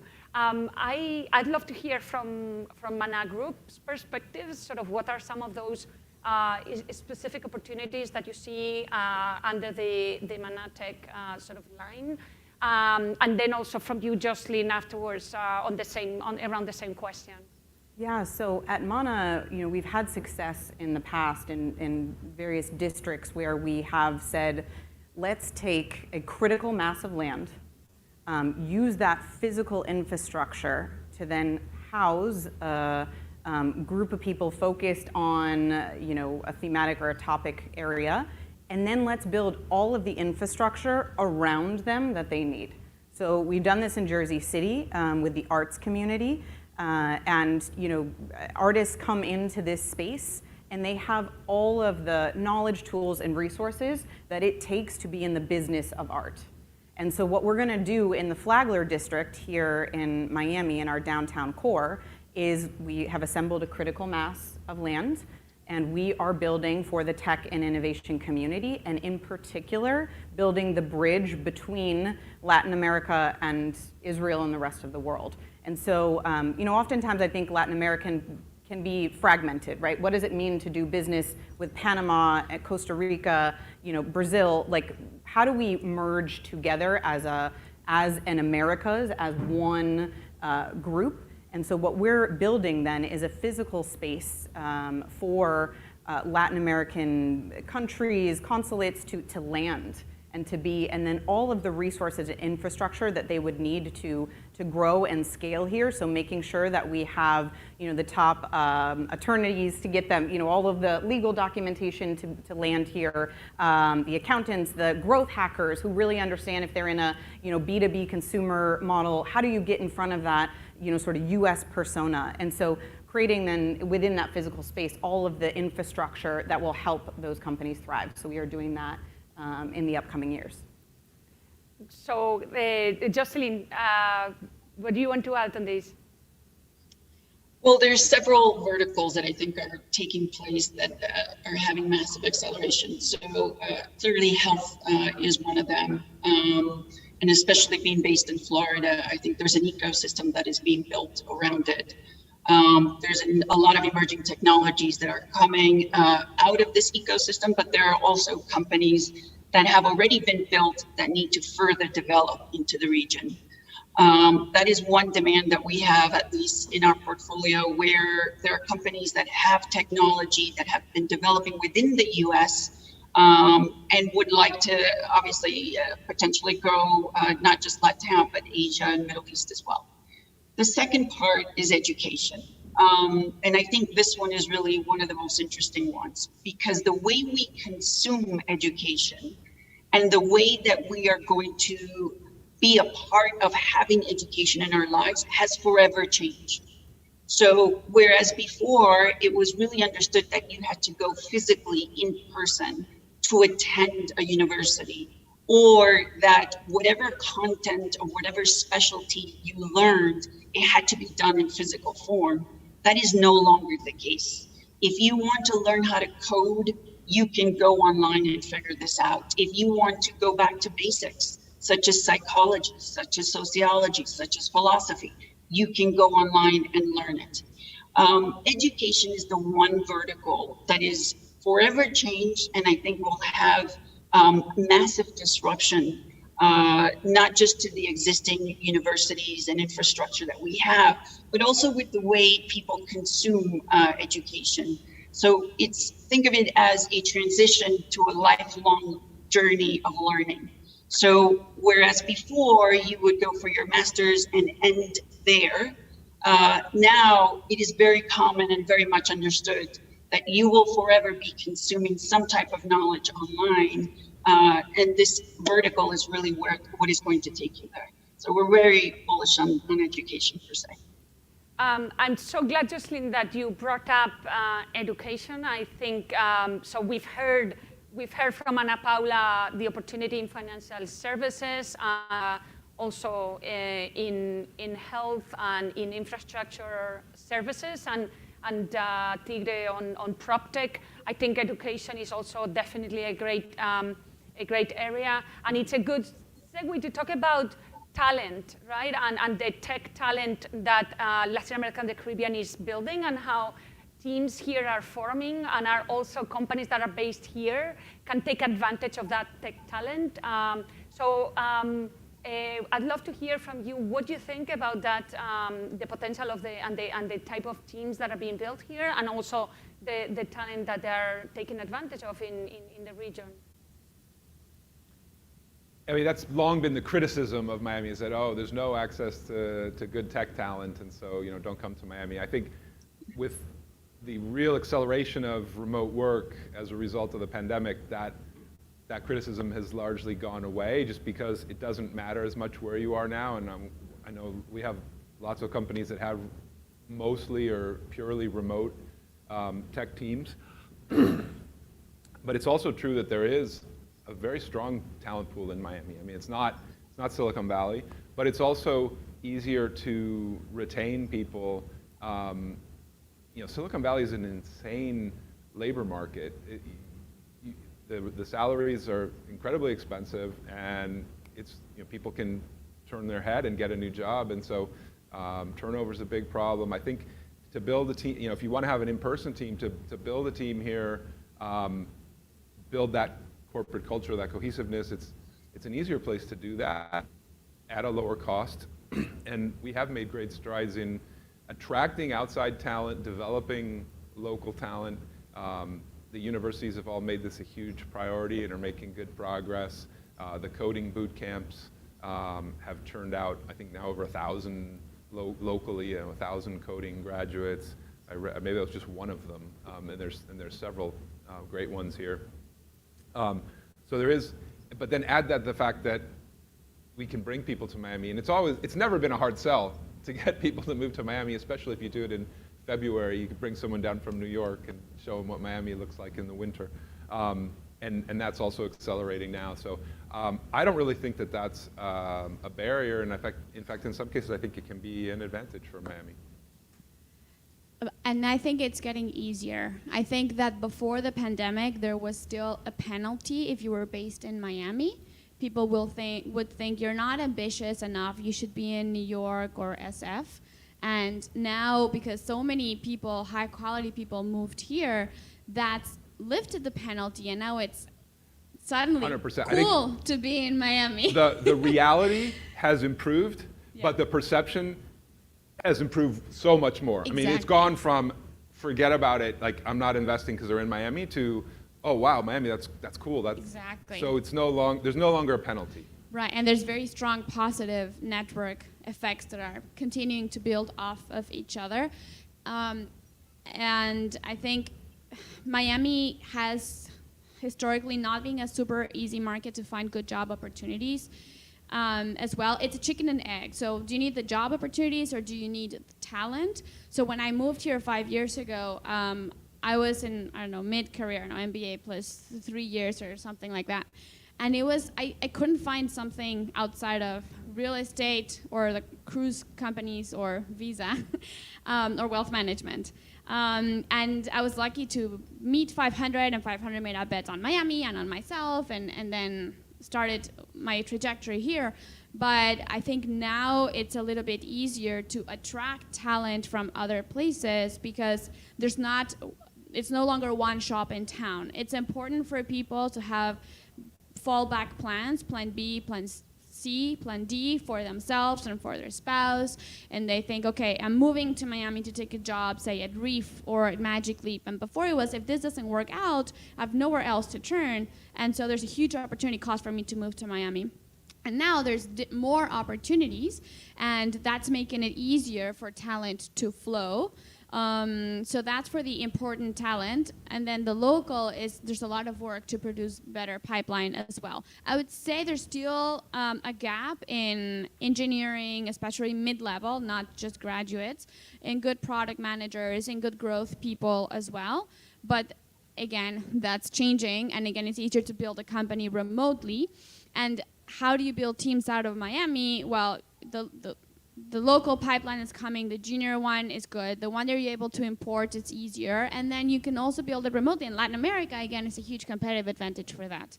So can you hire your engineers, can you hire product people in Latin America, and then you have here the team that's doing sales and is doing fundraising, and then you have a really competitive advantage. And the last piece on talent, I want to pick up what Jocelyn said in her opening remarks about diversity.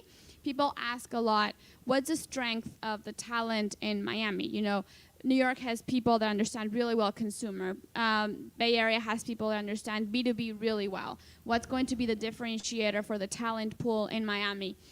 I think diversity is a huge differentiator. There's very diverse teams that are being built out in terms of gender, in terms of ethnicity, in terms of geography out of Miami, and lots of studies have proven that leads to better performance. So I think that's something really valuable to consider as well. And just to add on to that, I was listening to a podcast this morning with a very prominent VC investor who's just moved here from San Francisco, and he said, it wasn't until I came to Miami and experienced the diversity that I realized how monochromatic San Francisco was. And so I think, people have been making the case around diversity and, the value proposition of that, but until you really experience it, sometimes it doesn't sink in. And so I think given the influx of capital that we're seeing from places that did not have the diversity that we have, we now have folks who are more interested in building even more diverse teams. So So they're interested and more open to having a talent or a dev team back end in Latin America and seeing that sort of network node across sort of boundaries of countries as an asset that I don't think folks had seen before. That's true. I was just reading yesterday a great profile they did of Miami Angels, and the woman who runs it was interviewed. Miami Angels, an organization I'm a part of, I'm on the board, 150 local investors doing early stage investments into tech. Companies in Miami, some of them focused on Latin America or from Latin America, but Miami, some kind of local connection. There's no diversity mandate, there's no, right, it just happens. I think the number that she cited was 2/3 were ethnically, from ethnic minorities. A huge number of women found, and it's not something that we've ever measured or tried to do. It was just kind of, that's, I think, an illustration of what Miami looks like. Yep. And I think, well, Jocelyn, we're going to hear from you on this since you brought the topic up. And I wanted to highlight also how, again, that reinforces the thesis of why it makes sense to, and there is such a potential to connect it to teams and to talent from Latin America and the Caribbean. And 500 Startups, which is a fund in which IDB is an investor in, does that also and walks that talk in Latin America and the Caribbean when they select companies and they ensure that there are diverse teams in the companies that they are selecting. So I think that this is a great angle. Diverse tech that is really important. So Jocelyn, do you want to add? Sure. I mean, I think if you look around the world, this is an obvious data point. In the most diverse cities, Dubai, Geneva, that have historically had an influx of different types of immigration, you can see from the data points of what that immigration eventually ends up producing. And it's an enormous amount of innovation, integration, and obviously the opportunities that we're seeing here. One of the things I would highlight that is actually something that I'm looking forward to seeing being developed in Miami is that to hire and manage diverse teams also takes a certain skill. Whereas if you hire a team that is exactly the same, that's actually simple. So if you need to hire and manage a team that is different from you, whether it's economic differences, whether it's sociological, whether it's religious differences, whatever, that is actually a much more difficult task. And so trying to come full circle and bringing this conversation to a positive light, I think one of the interesting things that will come out of Miami is some very amazing, incredible leaders that understand complexity when you're managing people. Because to manage people is really the future, but managing diversity is even more a part of the future. So the quicker that our leadership, everyone, public, private, everyone, embraces this concept, the more effective and the more amazing leaders that we're going to see out of Miami. Great. I just want to pick up on what she said, complexity, because I think that's another talent people in Miami have, understanding complexity.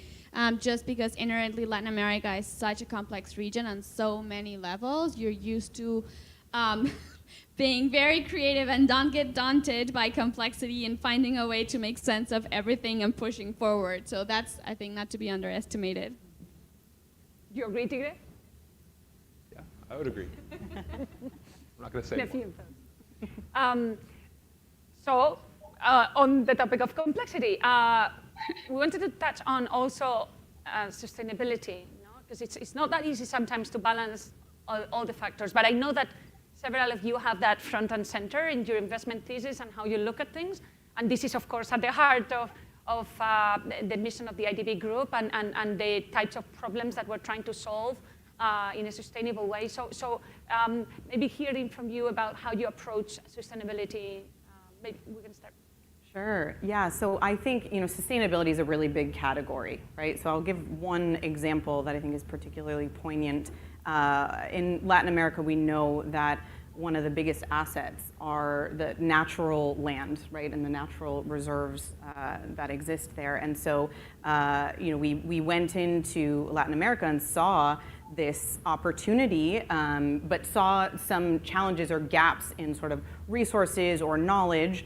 And so one of the places where we really drilled down, we have a dairy farm in Colombia, and they, were bringing in cows into a climate that, wasn't really working for them, essentially. So we partnered with some Israeli scientists, brought in these agronomists to acclimatize European cows into Colombia. It had never been done before.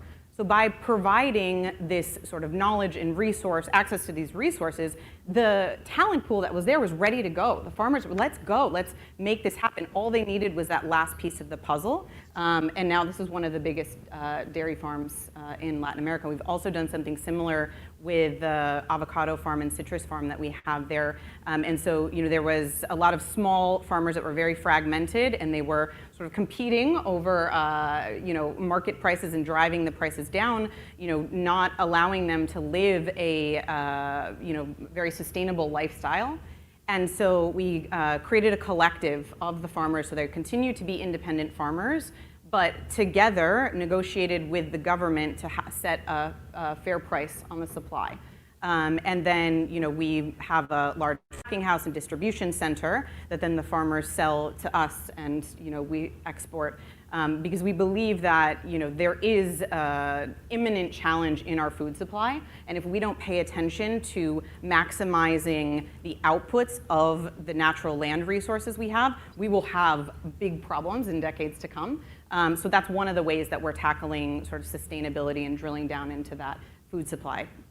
Well, thanks for bringing up this other vertical, which we had not highlighted at the beginning, but we do see a lot of potential in biotech, in agtech, and food tech, sort of that whole chain in the region. I mean, it's been such a large potential resource for the rest of the world. And where environmental and social issues need to be carefully looked at. Any thoughts on how you approach sustainability, Ana Paula and Tigre? Well, I mean, in the real estate sector, people don't think about it. It's just an inert building, right? But it's responsible for a huge percentage. I think nearly 50% of carbon emissions. If you put together development, the construction process itself, which is enormously wasteful, requires energy, the production of materials, through to running a building and heating it and cooling it. And so if we're going to reduce carbon emissions, real estate has to be a big part of any solution. I don't think there is any easy answer. It's going to be a lot of small things, some of them technological. The most promising development has been just in the last year, a couple of $1 billion have gone into funds that are specifically focused on sustainability in real estate, so looking for tech solutions to these problems. But there's no easy answers, there's no shortcuts, but I think just making people aware and real estate investors and property owners specifically, how they're contributing to the problem, and now they're starting to also contribute to trying to find solutions. And so I think just awareness is kind of the first step, but we're seeing a lot of capital starting to flow towards the solution. The solutions aren't there yet, but at least committed to searching for tech solutions to some of these issues. I feel very strongly about this. And I think climate change is going to be the single most important thing we're going to have to deal with, our generation and the next generation. And there's real costs to business if we don't do something about it. So this is not about charity. This is about making smart business decisions that will enable us to continue living and doing business as we do today. Because the implications of climate change, we're seeing them across the board, means we need to spend more in infrastructure. We need to be mindful about social immigration, droughts, food security, healthcare issues. There's so many implications of this. So I think that this is about really investing into the big market challenges that are out there. And again, challenges are opportunities to build profitable, sustainable business models out of. Miami, I think, is very well positioned to become a test ground and a model of a place that innovates in sustainable technology, because we are so vulnerable to climate change. And so this is a great place to test different technologies in different areas of a city that will make a city more resilient, and then hopefully could be taken to other places around the world. And there's a lot of expertise in raw materials in Latin America to work on this. One example, I came across this company called Seawalls. They're developing organic seawalls that are, I think, a fifth of the cost of the typical concrete seawalls that we build in Miami, and they last 5 times more. And so these are like, if you just look at them from a financial perspective, these actually make sense. Now, there's a lot of work to be done. There's not a lot of very mature technologies yet, but I think that focusing on this is great for investors, is great for humanity, and Miami might really be the forefront of this. That would make me very excited. Well, and this dimension is particularly important for countries in Latin America and the Caribbean that are more vulnerable to climate events, and so the Caribbean or Central America, where we've seen some of the effects of hurricanes and the like. So,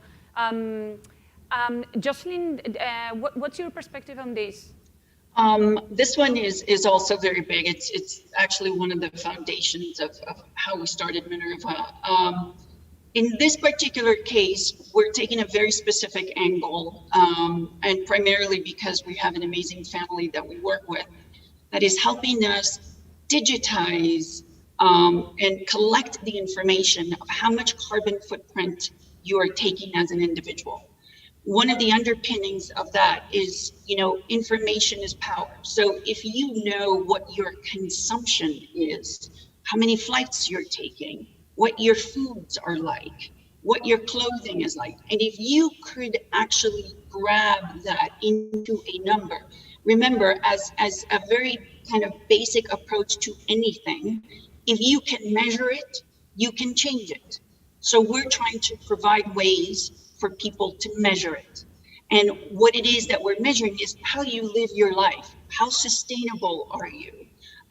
What are the different decisions that you're making to run your business or to meet your family? All of these decisions end up adding up to what we call a life journey. And how we live our lives is really what at the end ultimately affects our sustainability. So that is the angle we're taking on it. We're very excited.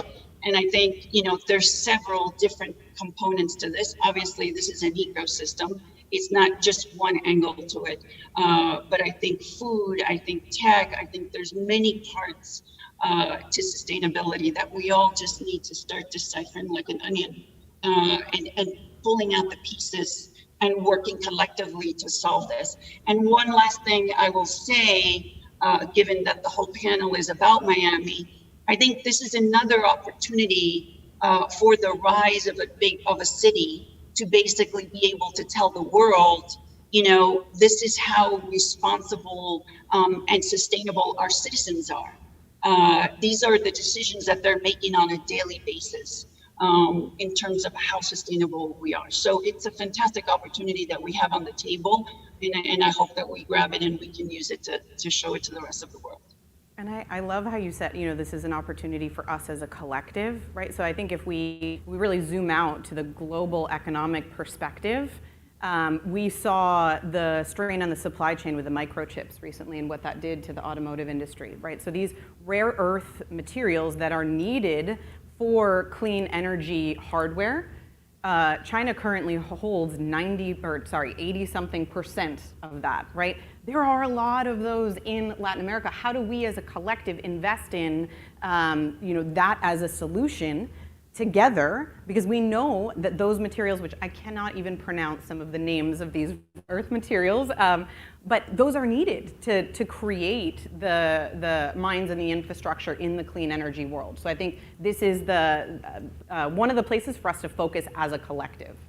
Well, I love to end on this spirit of collective action. So for the last 4 minutes that we have, we're going to go around to hear your kind of main takeaway, recommendation, or call to action back to the original title of this panel, which is Miami-based VC funding Latin American Caribbean startups. How do we get that going? How do we go beyond this initial stage in which it is? Let's start with you, Tigre, since you are the skeptical. Like I said backstage, I'm not sure I have the answer to that. I think my observation is that we're not there yet. I think what Ana Paula said before is interesting. If we have the talent here and the understanding of the region, so as more capital comes to be managed from Miami, I think there's the opportunity for us to educate and get people excited about the opportunities in Latin America. So maybe this can become a hub for funding the region, but I don't know that we're there. I think we've just been so focused on getting capital here at all that's kind of, for me, a second order thing, and maybe it just happens naturally because there's so many of us here that have affinity for the region. I mean, as an angel investor, I've invested in several companies in Latin America just because I know the region and I'm interested in it and I have connections, not because of any formal strategy that I want to invest in Latin America. So maybe some of that just happens naturally because there's a lot of us like that here in Miami, working in the sector. But I don't know. I'd love you have the what you guys answer think. to it. Okay, Ana Paula. I'm going to paraphrase John F. Kennedy. Don't ask what Miami can do for you. Think about what you can do for Miami. And I think Miami is in the making. And it's very exciting to be here today and be part of the people that are shaping the future of this city. It's an energy that's very different to New York or SF, where everything is done and built and said, and you're just trying to play catch up. So this is the most welcoming and open community that I have encountered. Everybody here wants to help each other, build towards the same common goal, and you can come and be a part of shaping this. If you say, this is my hub to do business in Latin America and to grow my business there and bring more resources and attract better talent, let's make it that. We're all here to help. Amen. Yes, yes. We have 1 minute left. Very quickly, I would just say, I think, yes, I would underscore everything Ana Paula said, and that I think Miami is very solution-oriented, right? And so if we come together as a collective base and think about how we use the assets in different places to problem solve some of the world's biggest problems, that's where we win. Right. Jocelyn, help us close. 30 seconds. I would say inclusion and sustainability. Let's own those two words, and let's own them out of this city. That was short and sweet. I think we want to thank, on behalf of the IDB group, the panelists here. Gracias. Thank you, Jocelyn. Thank you, Tigre, Gracias, Paula, and Michelle. It's been great to connect, and let's build more from here. And thank you to all of you who've connected with us for this session. And I hope you enjoy the rest of the day and tomorrow.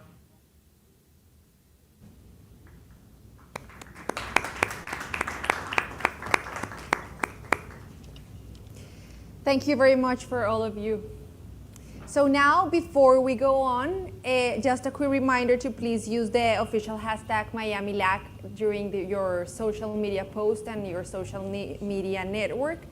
We're going to follow now with this next conversation about Miami-LAC success stories. For that, I would like to invite to the stage Juan Pablo Capello, co-founder of PAG Law and the Miami Angels Network, to moderate this session.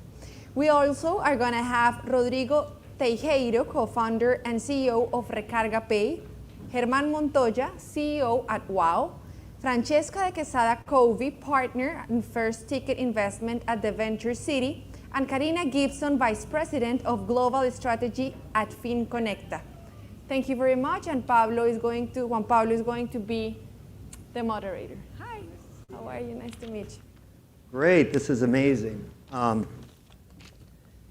Yeah, I really want to thank the BID for organizing this panel. What I really love is this panel is really a reflection. Hey, buddy, how are you? This panel is really a reflection of the new Miami.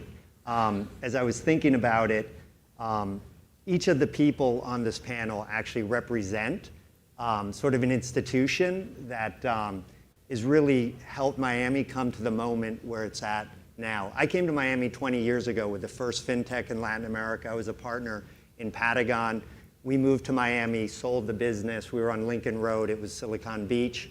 And we sold the bank to Banco Santander for about $700 million. And then starting about 10 years ago, a group of us really began getting passionate about the tech ecosystem here in Miami.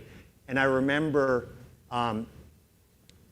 when I first met Germán and his partner, they were starting Rocker Labs on Lincoln Road, actually in the same offices we had been with in Patagon. And it just was like, well, maybe this is the start of something. It was the same time the Knight Foundation was getting involved and supporting initiatives like Miami Angels and the Lab Miami. And then I remember meeting Jorge Ruiz, who was at Citibank, and he was involved with like microcredits and talking about, hey, we need to be doing more in the ecosystem here. And then he started FinConecta, and so good to have Karina here, sort of representing that institution. And then not too long later, I met the amazing ladies who were starting the Venture City. And it just began to feel like, hey, maybe hay una bola de nieve, maybe something's actually building here. But we kept hearing that there was this sort of missing talent gap, that what Miami didn't have. I mean, we had some examples, Andres Moreno from Open English, moving to Miami, but we hadn't really seen Latin entrepreneurs really put a stake in the ground and say, I'm going to build it here.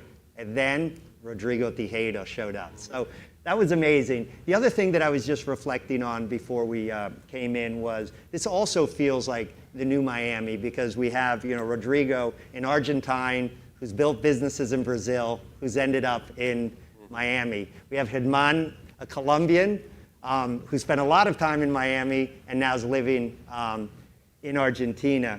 Karina has lived in Bolivia, Argentina, now in Miami. And Francesca, amazingly, just moved back to Miami after being growing up in Miami, spending time at the White House, spending time at Facebook in the Valley and in Miami, and then you just moved back a few days ago, right? Moved back during the pandemic. Yep. Started officially a few days ago. Yeah. So it's just absolutely amazing. So really, where I want to start is sort of this question of why Miami? I think a lot of people seeing all the excitement that's happening in the tech ecosystem here in Miami, are sort of recommending it to their friends. But you all, in a sense, have been pioneers. I mean, you've come the latest, but Germán has been here for 10 plus years, building companies. Our friends at FinConecta have been building companies here for a long time. So why don't we talk about that? Maybe Germán is the sort of elder statesman in terms of building companies in Miami. You had Rocker Labs, and now you're building WOW. So I'd love to hear from you. Yeah, hi everybody. Thank you so much for having us today. Hi to the rest of the panel, and hi to you, Juan Pablo. Yes, I've been in Miami for almost 18 years now. I came in initially as a consultant for a company that was doing technology after a few years of doing consulting and banking.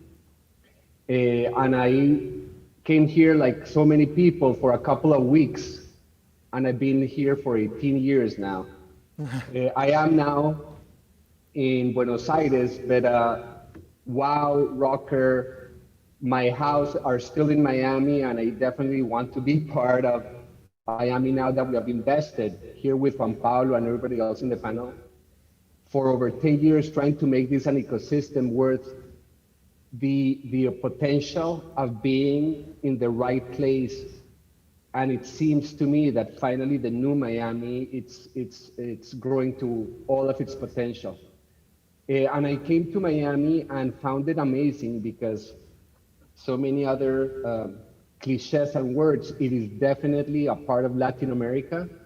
Just walk around or talk to anybody, and it's basically like being in a Latin American city. And you could clearly see how eventually the Latin American potential will include Miami. It's in the map. So yeah, I came over. We started Rocker about 10 years ago after I had an exit to Omnicom, a mobile marketing agency. And the idea was to create a company builder that was a better alternative to perhaps accelerators and incubators at the moment, since we needed to create companies that would be willing to or deserving of real investment. And that's what we've been doing for the last 10 years. We have been looking at companies, creating companies. We have launched over 60 companies in that time. About 60% of them have been able to raise a Series A. And initially, there were no one to raise money from in Miami. But since you can feel how much has changed, right? We have multiple access to many different types of funds, talent. Really, this comment of not having enough talent in Miami is not seeing the whole potential of having talent throughout Latin America. It's a huge pool of genius, and that has been our main tenant within Rocker. So let me, let me follow up with the Venture City, Francesca. What's very interesting is Rocker's had sort of a focus, U.S. entrepreneurs, obviously being here in Miami and given the demographics of the city, focused on Latin America. What I always thought was interesting with the Venture City was you guys also look towards Europe and Spain in particular. But you're still here in Miami, where you could have set up shop in New York or in Madrid or sort of anywhere you all wanted. Do you want to talk about what sort of has brought you to Miami and what's kept you here and kept you excited? Absolutely. So for me personally, I've lived in London, in Silicon Valley, in DC. And one of the things that remains true is that when you move to one of these big cities, people say, you should have been here in the 80s. You should have been here in the 70s. You should have been here in the 90s. It was so cool. In Miami, that never happens. You move to Miami, you come to Miami to visit, and people say, now is the time for Miami. So exciting. Miami is an exciting place to be, where there is a multitude of people that are building incredible products and that have an energy and an excitement for the ecosystem, but for building for the future. And so when the Venture City was founded, there was opportunity to sort of look anywhere in the world. And Miami allowed for a really unique triangulation between Europe and Latin America and the US. So for us, it really feels like Miami is this bridge, not just to Latin America, but also to Europe, where we can facilitate the flow of ideas and innovation in a way that's really, really unique. Oh, that's amazing. And now sort of the entrepreneur's perspective, Karina. What's it been like? Obviously, your company is a fintech. Miami's had some early successes, Patagon being one of them, in the fintech space. But again, you guys mainly, from what I understand, look towards Latin America, or at least initially that was an important market. Why did you guys choose Miami, and what keeps you here? Well, it's we first started off with Miami, as you were saying before. Jorge Ruiz, our CEO, he used to lead, he was the head for the global fintech unit for Citi, and he was already doing that from Miami, right? Based out of Miami. So the transition was very sort of seamless and easy for him to start the company here. For us, it's been amazing, really. you get to play local and global at the same time. Local not only in terms of Miami, but the US, right? It's this amazing gateway to the US, but also you have this sort of organic bridge to LAC and to other parts of the world. I mean, when we first started, it was basically a little focused on Miami, but we've gone through, Africa and other regions, and it really gives you this amazing opportunity to be here, sort of in the center of this new tech hub, really, that you're having now in Miami. That's interesting. Well, Rodrigo, what's interesting about you is I don't even know how all the companies you've built can fit on your LinkedIn page, because you've built so many successful companies, but mainly in Brazil. And so a few years ago, when you moved to Miami, for me it was like, okay, this is beginning to happen. Let's talk about sort of your decision tree, your thought process. Again, as sort of a citizen of, if not the world, the citizen of the Americas, having obviously studied in the US. Yeah, I think it's fun to give a little bit of context. Sure. Right? I've been a 20 years entrepreneur. I built businesses in multiple countries and the sort. But when I started almost 20 years ago, I actually started a business from LA while I was studying. And I had my programmers in Ukraine and customer support in Argentina. So the business actually started remote, right? Amazing. So remote was it was the initial phase of how I started doing business. And it was around 2014 that I was living in Argentina with a business mainly in Brazil. And I said, Argentina, because of the political and economic landscape, I was just not feeling it was going anywhere. And at the same time, Brazil, I had actually gotten mugged at gunpoint, and it wasn't a place I wanted to take my family to. And at the same time, impeachment of Dilma had happened and things of the sort. And I said, I want to continue to pursue these endeavors. I want to do it in a safe place. I want to do it in a place where I'm still connected to Latin America. So in a sense, when I said, okay, I'm not going to travel to Brazil. I want to leave Argentina. Where should I go? Europe was too far off because of the time zone. I could have decided either New York or San Francisco or Miami. Those were my three choices, in a sense. And what I realized is that how far Silicon Valley was to Latin America. Right. Then in the case of New York and Miami, they had the same time zone that is very important when you're doing remote in a sense and connected. And then I realized how connected Miami was to all of Latin America in a sense, right? So the airport of Miami is fantastic. You have direct flights all over. And then it was a big bet, right? I mean, coming here and still managing, being the CEO of the company, managing a business that's 100% Brazilian today. Right. Right? But what was very interesting at that time also is that I had a challenge of raising capital in a sense because I was from Argentina. My team 5 years ago was mostly in Argentina, but when I went to raise capital with Brazilian investors, they would say, "Oh, but you're in Argentina and you're Argentinian. How are you doing this?" And when I go to Argentina, they would say, "But you're from Argentina and you're building a business in Brazil." And it was kind of complicated that way, but today it seems like that's not an issue, right? Everything today in geography doesn't make much sense.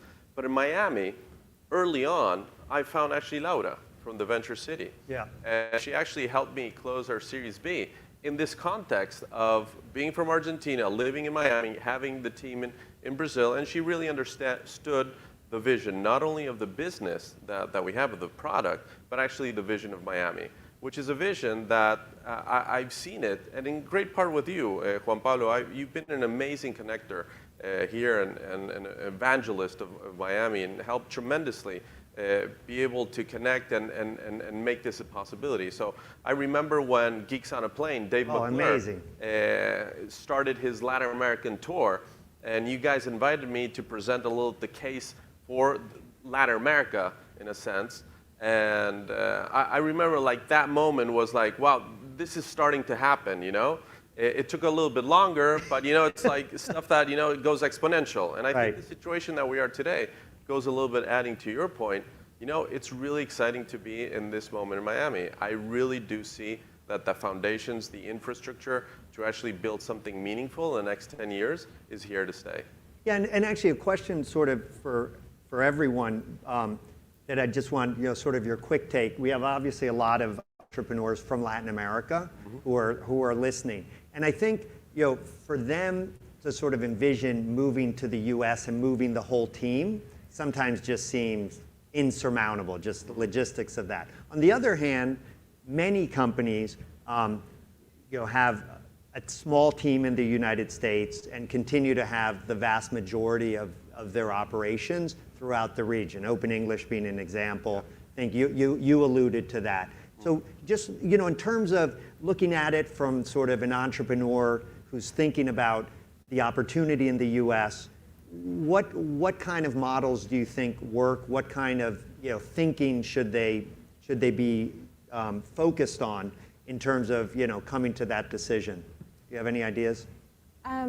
For me, and building off of Rodrigo, your point, the ability for Miami to be agile. Yeah. Miami is one of the few cities in the world where agility is just a natural value that Miamians have and that people that come to Miami have, right? Because tenemos cintura, as we say in Spanish. Yes, yes.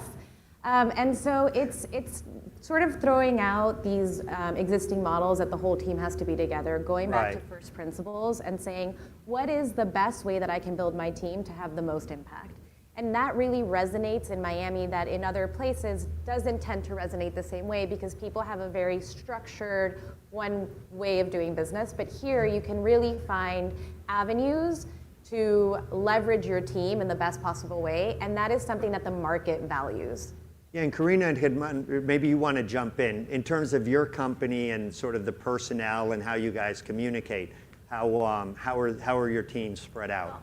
We have this sort of fantastic combination where we have a great team here in Miami, but we also have the team focused throughout LATAM in different countries. So this sort of combination leverages that greatly.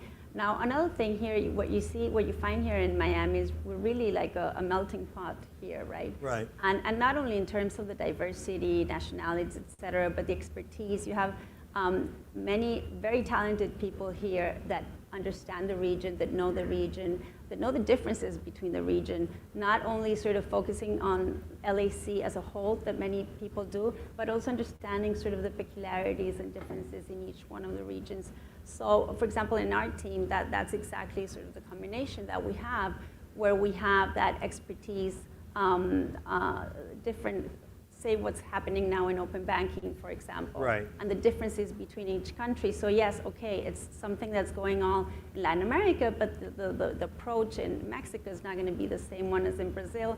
And for us, having sort of that broad view, but at the same time being able to focus on the differences in each country and really leveraging this, as I was saying, sort of this melting pot that you have, that in a way is sort of fueling innovation in Latin America, because it's not just talent, it's resources, it's investment, it's everything sort of really melting in this pot and being this constant fuel of what we see going to be innovation and how all of this can impact Latin America. And Hidman, you're obviously with WOW, you've made the move from being sort of a venture capitalist to being an entrepreneur. How are you thinking in terms of building the team for WOW? Look, it's an interesting moment. We have the ability to work remotely after the pandemic. Everybody kind of really understands it.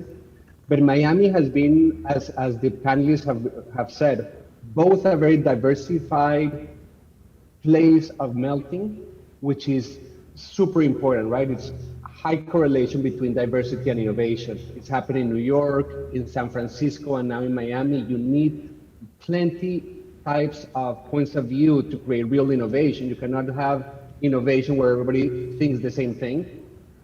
And in terms of adaptability, right, it's the most changing moment of history, and you need people that are able to adapt, and Miami is a place of immigrants, so they know how to survive and come up with things.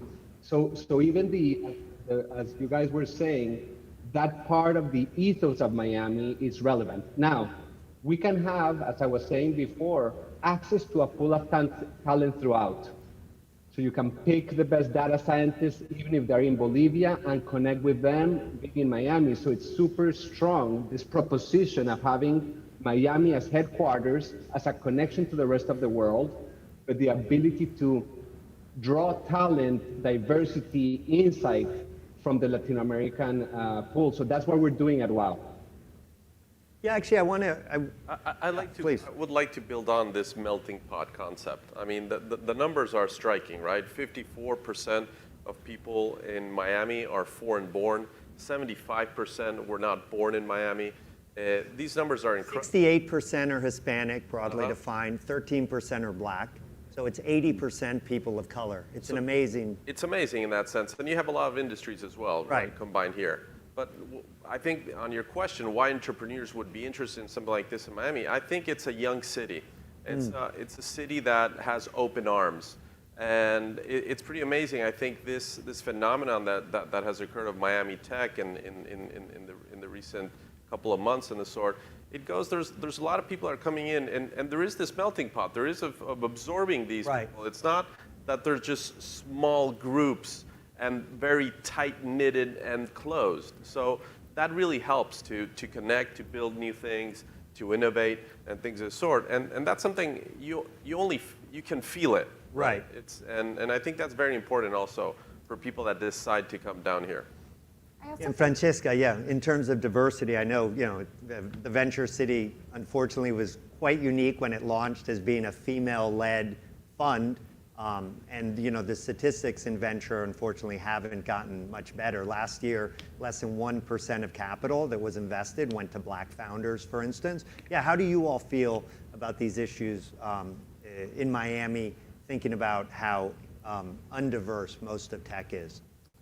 I mean, it's one of the reasons that I am so excited to have joined the Venture City. It's a female-founded organization, but I think that the really important thing about the premise is that they're still investing in the best companies. Right. And you don't have to. There's a false idea that if you're investing in diversity, you're not focused on impact and you're not focused on success, and that's just not something that the Venture City has ever fallen into, that sort of falsity. And they always focus on where are the biggest opportunities. I think one of the reasons that this diversity is so important, especially for Miami, is because it gives investors in Miami an ability to see trends across multiple markets and across multiple populations. And that's really interesting when you're building products for scale. And so at the Venture City, it's a dual model of investing, but there's also a programmatic aspect to our thesis, which is to bring in an in-house team of support. And that in-house team of support can really help articulate some of those trends for founders that if not, they would be sort of on their own as they're thinking through them.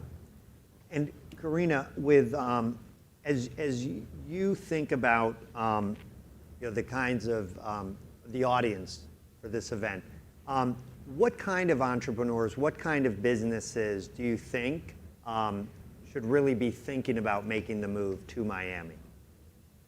I think right now the sort of the tech part, the digitalization, the great, unfortunately because of the pandemic, but the huge potential, exponential potential you have for everything that is digital right now, that enables this connectivity we're talking about, enabling ecosystems, et cetera.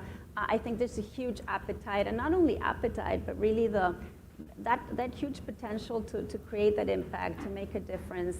In Latin America, because of the COVID, you've had the number, how e-commerce has really picked up, how technology, the need to be digital has really picked up, and it has become a great opportunity to sort of really create those ecosystems, to create impact, to enable financial inclusion, for example. It's something that anything that can be geared to that, I think there's a huge not only appetite but opportunity, right? So. Yeah, I want to pivot the conversation. One of the old saws on Miami was, there wasn't the human capital, the talent here, thanks really in part to the tireless work that you're leading it really by example, showing the talent is here. The next sort of, sort of criticism or old saw about Miami was the lack of capital. What's been very interesting, I saw this statistic, we've obviously heard a lot about how Austin has really surged as a tech hub. I think it's wonderful. But the reality is, if you just look at the amount of capital that's come into Florida, it's almost $20 billion. The amount of capital that's come into Texas is about $5 billion, and both California and New York have lost about $9 billion worth of capital. So basically, the capital that's left New York and California has come mainly to Florida and a bit to Texas. But Rodrigo, you closed the $70 million, you alluded to your B round. Yeah. The exciting news was the big C round you guys closed in March. Yeah. You did that, obviously being based in Miami. I'm sure a lot of those Brazilian and Argentine investors who didn't want to invest are kicking themselves, but what is it? Revenge is a plate best served cold. So yeah, I don't want to see you even grinning. Warm in Miami. Warm in Miami, exactly. You could smile.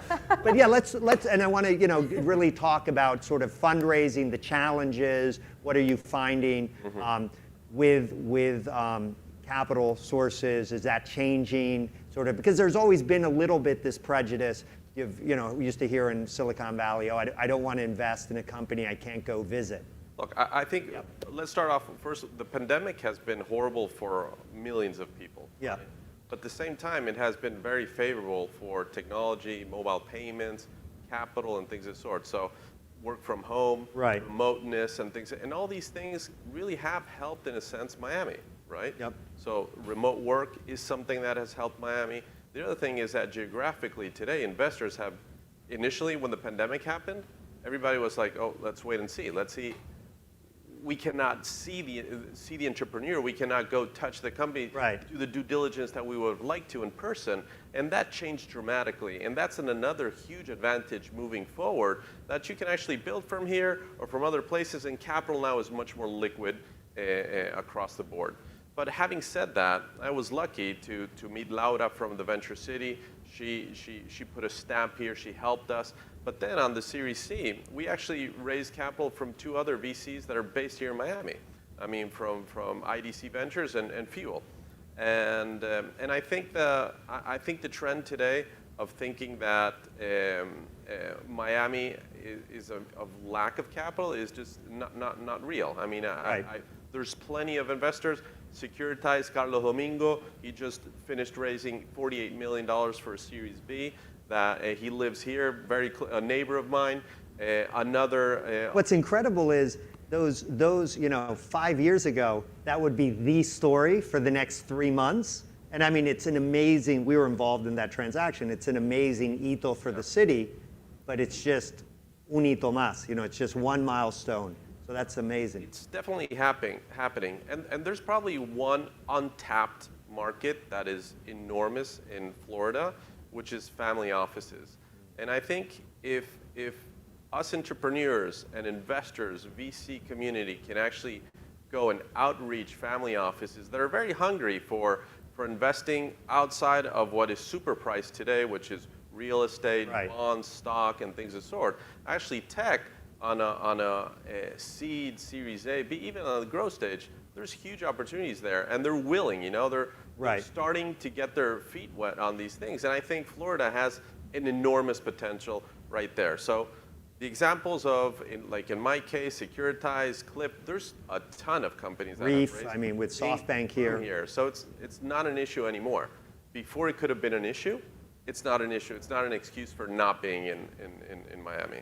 And with FinConecta, you guys have, I think you started when capital was more scarce. Yeah. In Miami, obviously things have changed. What's been your experience? And as you talk with other fellow entrepreneurs, what are you hearing sort of in the trenches? Yeah, we were very fortunate to come with the right partners really at the right moment. When we first started early on, we had the Venture City join our cap table. And really help us prove that what we had was so good. Right. Then we had the IDB Lab join us, invest in us. great partner to have if you're really looking for the sort of working for and creating this impact that we're looking for in LAC. And yeah, very. Oh, that's great. And Germán, you I know are fundraising. How do you position WOW? Do you position it as sort of a Pan-American company? Do you position it, is the Miami aspect important to the storytelling? Yeah, I'm always interested, in terms of what do you lead with and what seems to be resonating with prospective investors? Yeah, well, WOW is a completely Latin American play, right? It's a big part of my own personal history, having invested and known Latin America and loving it for ages, and 16 years of entrepreneurship.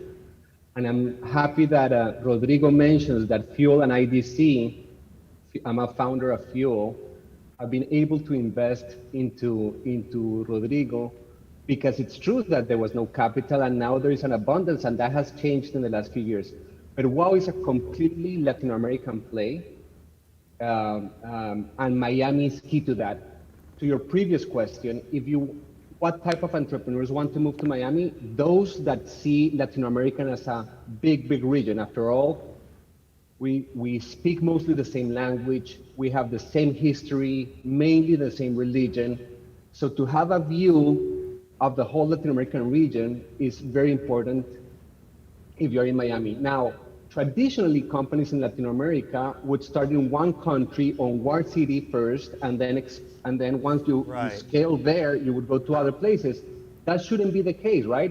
You start a company in the US, you go first to Silicon Valley, for example, and then to New York, and then to Miami. Well, Latin America is exactly the same. So I think that's how we would position WOW in that sense, right? Social commerce, as somebody mentioned, is a reality. It has been increasing in Latin America. There are millions of people that don't have access to finances, to products, to services, highly informal. And when you say highly informal, you mean highly inefficient, lots of money left on the table within intermediaries and imperfections. So Miami, in that sense, is a very good way to think of, hey, what can we do with a region that is growing in terms of middle class, in terms of power, in terms of engagement, in terms of access to information. So Miami would give you that vision completely, not only one country, but as a general region. Yeah, and with the Venture City, when you all launched, you all were pioneers in so many different ways, but you were really one of, we had Rocker, we had Fuel, and we had the Venture City, right? And now, thankfully, there's other capital sources. I know that back when you first launched, sort of getting entrepreneurs to Miami was sometimes a bit of a challenge. How's that changed? From your perspective, this moment with more capital coming in, et cetera, has that made it harder for you all to get into the deals you want? Let's talk about sort of the evolution of the ecosystem a little bit. So I think the landscape is just more dynamic. Right. There are more players in the landscape. There's more activity going on, which allows you to be more focused on sort of what your thesis is. The Venture City's thesis has always been more software driven and really facilitating international growth. Our team comes with lots of experience in how you grow products cross borders. And so that has allowed us to stay focused on our mission. Originally, in the early days of the Venture City, it was a little bit tougher to explain that Miami was, a destination for tech. But I think, it's 4 years last Sunday, and over those 4 years, there have been exits and greater investments and growth of the portfolio companies in a way that the truth is sort of in the pudding, and we're seeing it in the data that's coming out of the Venture City. And each time that there is a win for the Venture City, it's a win for the ecosystem. And each time that there is a win for the ecosystem, it's a win for the Venture City.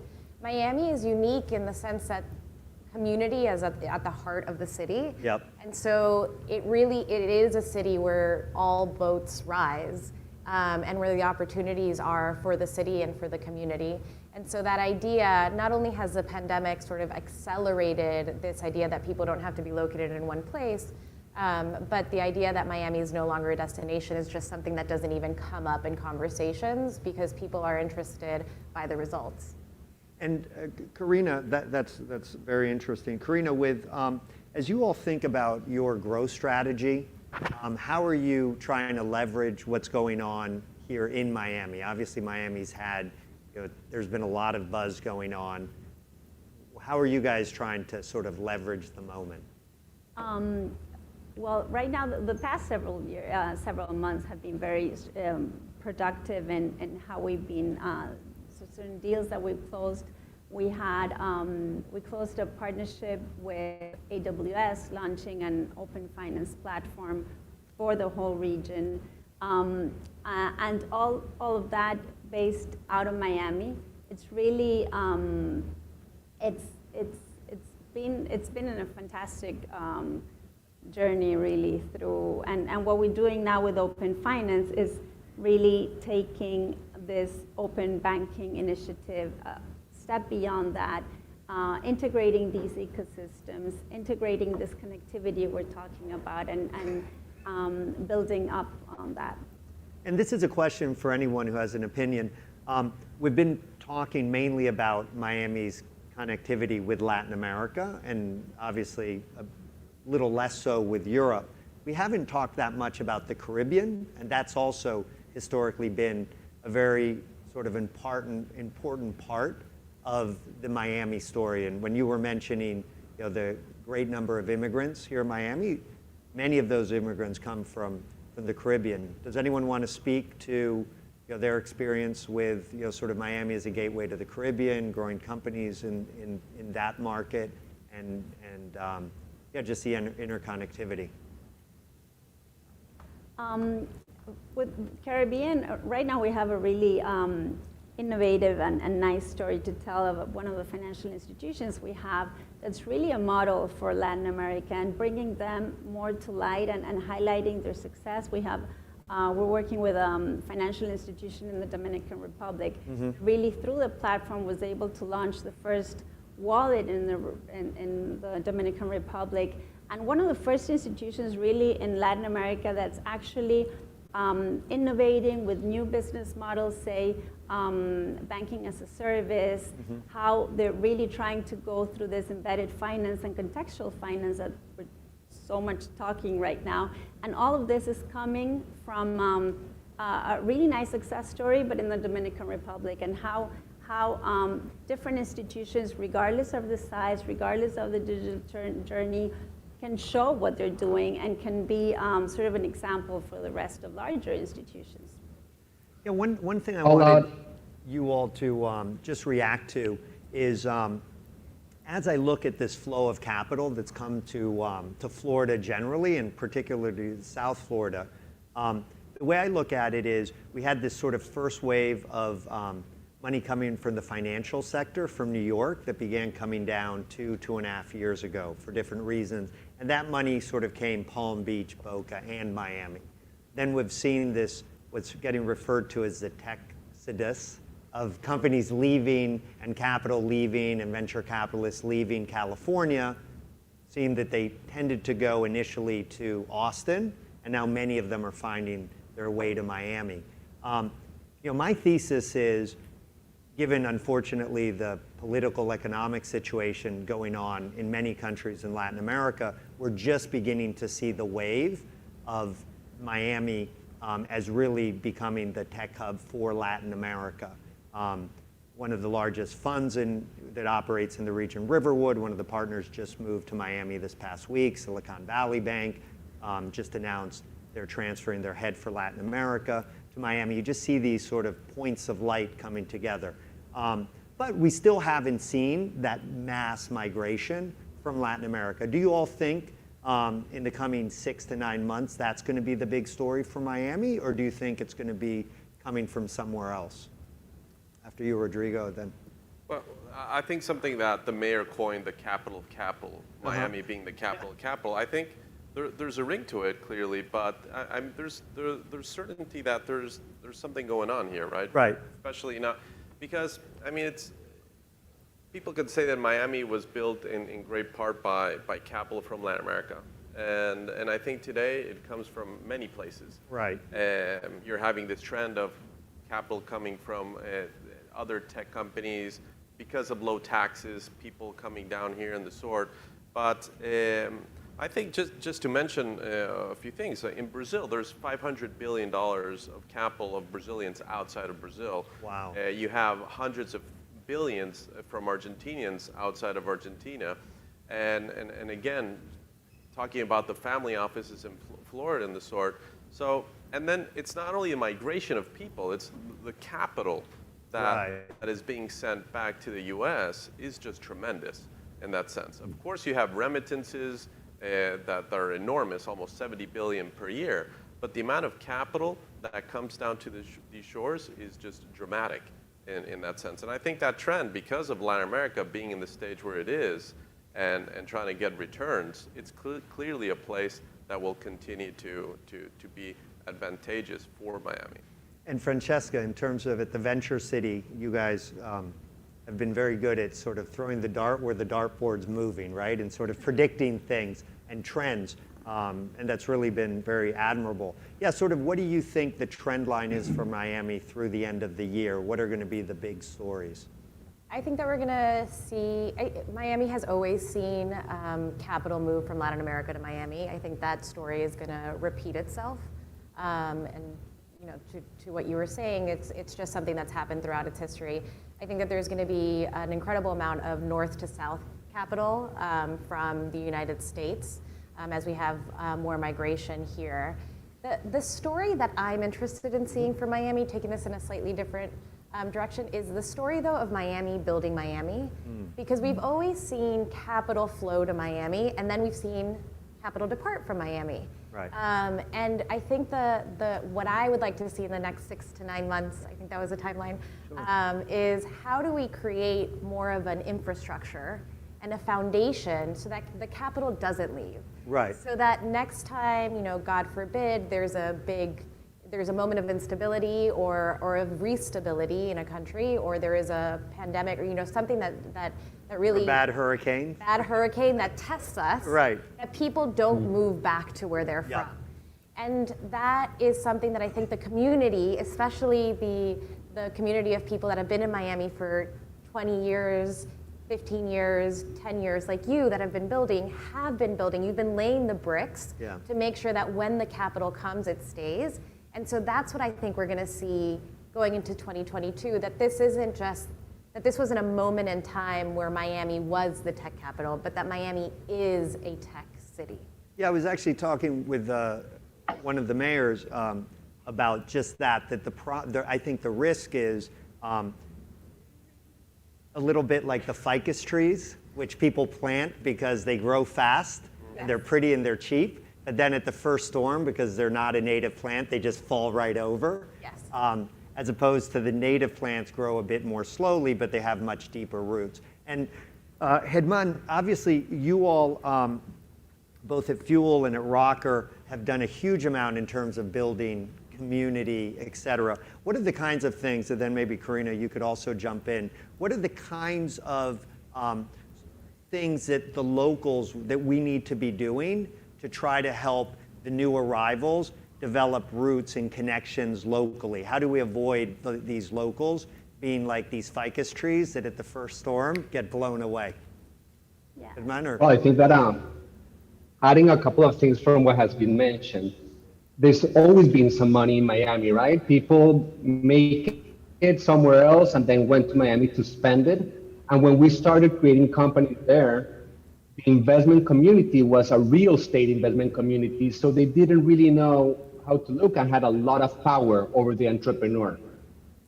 With all these funds coming in and all this capital, it really, really helps entrepreneurs, because finally you have competition. You change the level, the balance, right? From having a very strong investment strength upon the entrepreneur for actually changing the whole thing, right? So if you're able to have enough capital competing for entrepreneurs, that would attract entrepreneurs. It's an economic reality that competition amongst investors is just going to help entrepreneurs. And just quickly, I think that even tying Caribbean, as you mentioned, this whole place is very, very connected. The Caribbean is very strong in crypto. Blockchain's strength is great place to try things. They say that today small is better than big in terms of piloting and understanding. It's easier to talk to policymakers in the Caribbean. Also, they have a role in fund raising, right? It's the way to be able to raise funds internationally through the secondary funds. So I think that all those things really increase the chances of people staying in Miami as the ecosystem builds beyond the ficus, right? And becomes a real ecosystem and economy. And what do you think, Karina? What can the locals be doing? What can we be doing to help build connection and community with these new arrivals? And going to Germán's point, it's really, we talk a lot about ecosystem, but it's really building that foundation for the infrastructure for that ecosystem, right? And it's all, I really see Miami sort of it's a tech hub already, but also as a lab for innovation. Yeah. The place where you can really have even solutions from the rest of the region, from Latin America, coming here and being able to test that, to validate it quickly, and to have Miami sort of as an enabler of innovation, not only for the city itself, but something that really not only spills over, but really is part of that ecosystem that we would be building within Latin America. I just want to build actually on something Francesca mentioned, that in so many cities you hear, oh, it was awesome. I mean, that's even happening if you go to San Francisco. People are like, oh, Miami feels the way San Francisco did X number of years ago. I just want to point out, for anyone who's thinking about coming to Miami or has recently arrived, Damien Bellunio, one of the OGs of the tech ecosystem, created this WhatsApp group that was originally Miami Tech on the Bay. And he'd gotten a boat and just wanted to sort of connect with people on the weekends. And that's grown to an 800+ person group on Telegram, Miami Tech Life, that does events and things. Does anyone want to talk a little bit about some of the organic sort of community building initiatives you've seen going on? I know it's a question very off topic, but just in case anyone wants to jump in. I mean, I think one can do the difference just one by one most of the time. What I did personally is that I found, because first, there's a lot of talent in Miami that people don't know of. Right. And when there's new people coming in, they really don't know who's even their neighbor and things of the sort. So what I did personally is, I live in Key Biscayne, and I found tech entrepreneurs, CEOs, founders in the island were 14. And we meet once every week for beers at 7 p.m. And it's something that's fantastic because it's about connecting with other tech entrepreneurs.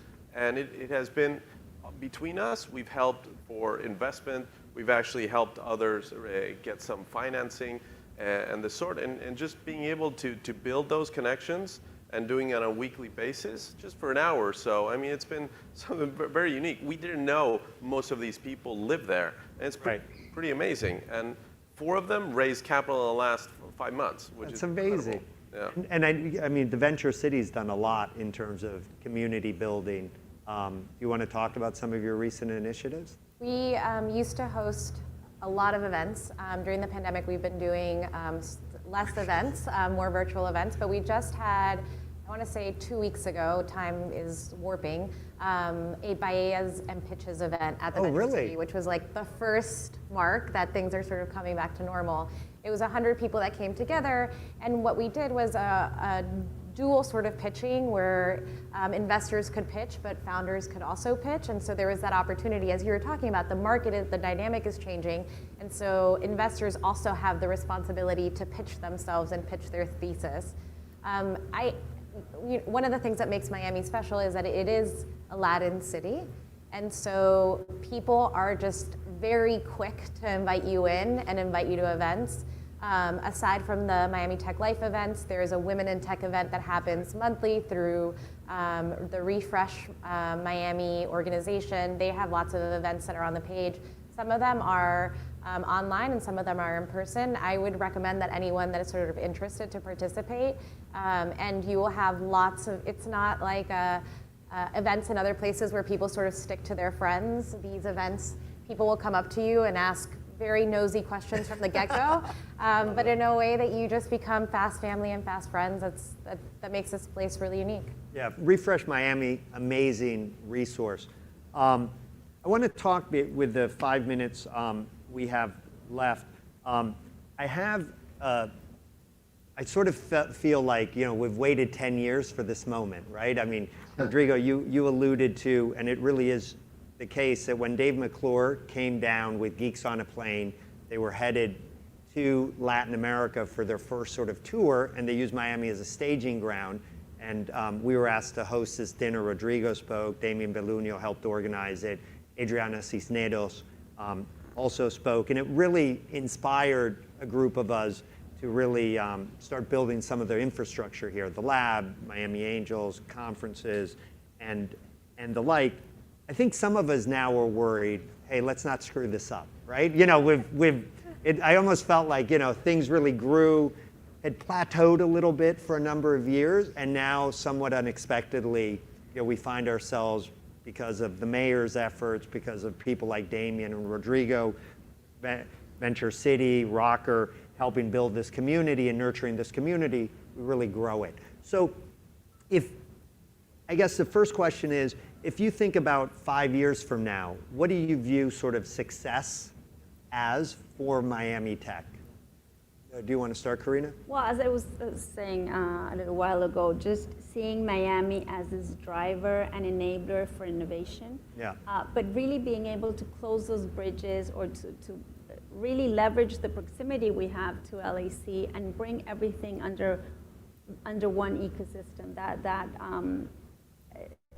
just having solutions test here, being able to join that ecosystem and really we talk a lot about collaboration too, but making this collaboration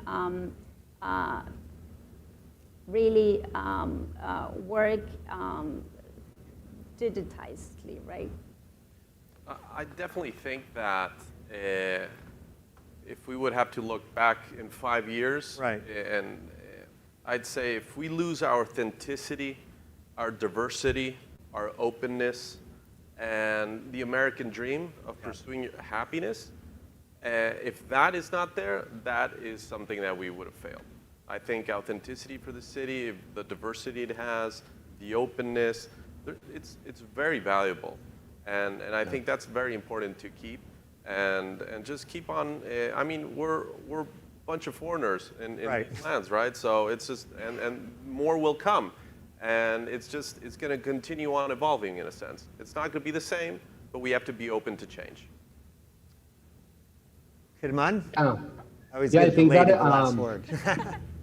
you know, when we started, we were reading all these books about creating ecosystems, and Brad Feld had written a lot about what it takes to create an ecosystem. And I think, as you were saying, Juan Pablo, it seems like we got this far very, very either randomly or through hard work. Let's not make it something that disappears. And in those writings and research, it's key to create this different levels of creating an ecosystem, right? You need capital, you need talent, which means universities are part of the board of FIU, one of their schools, and it's super important to keep attracting students. You need the government involved, and hopefully, gratefully, we have incredible mayors now that are very active in this. And it's the chance to build stronger capabilities, more foundational capabilities here. And they may take the form of specific things, right? Like, is there a chance to really build a knowledge around blockchain or specific, for example, DeFi, right? Decentralized finance is going to be key for Latin America, right? So Miami has been famous for its beaches. That's why we mostly all of us came here. Later became a matter of taxes. but initially it was just the weather, the beautiful beaches, and they're on. Let's build those capabilities that have to do with enough capital, knowledge, and investment, students and talent, and not only local talent, but attracting talent or managing talent from Miami. And then all the other aspects, right? Involving the government or the public policies, the department. So that I think that's the chance here to create stronger capabilities. Francesca, the last word. At the Venture City, we have this term iguanacorn. So I want to see many iguanacorns in Miami. I agree with everything that everyone else has said. And I want the meme of there are no jobs in Miami to go away for people that are coming straight out of college. I want this to be a city where college grads say, that's the place that I want to be because it is the city of the future.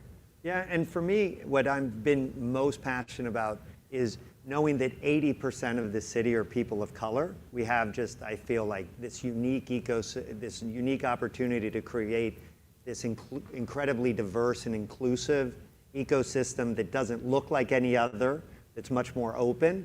And I think that's ultimately, our advantage. So this has been an amazing panel. You're all part of the Miami success stories, and thank you so much for helping us write this history together. Thanks, each and every one of you. Thank you. Thank you. Thank you. Well, this concludes the morning segment of the program. Please join us for the afternoon segment at 2 p.m. with Miami time. We are going to do the launch of the Digitalization for International Trade Challenge of the IDB's Women Growing Together in the Americas program, also known as Creciendo Juntas in Spanish. Enjoy your lunch and see you at 2 p.m.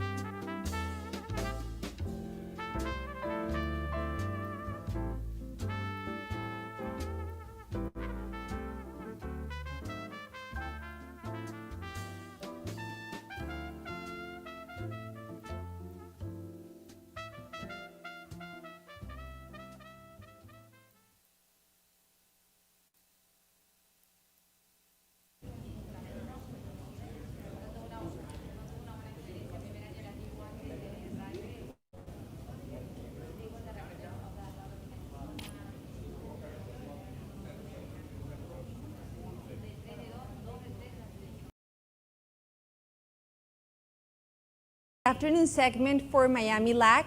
We are thrilled to present the final session of the day with the launch of a new challenge that will benefit women entrepreneurs from across Latin America and the Caribbean.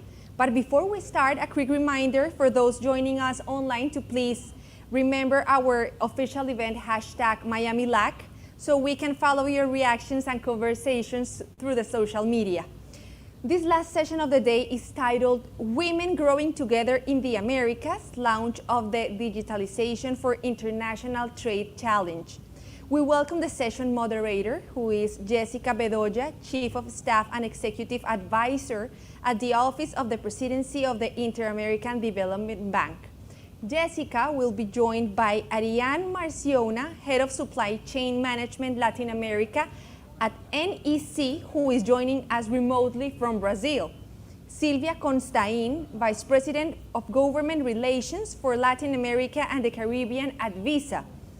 and Darren Ware, Vice President of Government Engagement for Latin America and the Caribbean at MasterCard. But before we start this session, we will watch a brief video introducing the Women Growing Together in the Americas program, featuring the story of Grace Mesa, who is a business owner from Ecuador.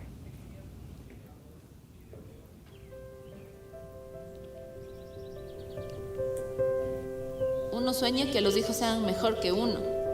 Para mí es más importante el sacrificarte porque ellos puedan salir adelante.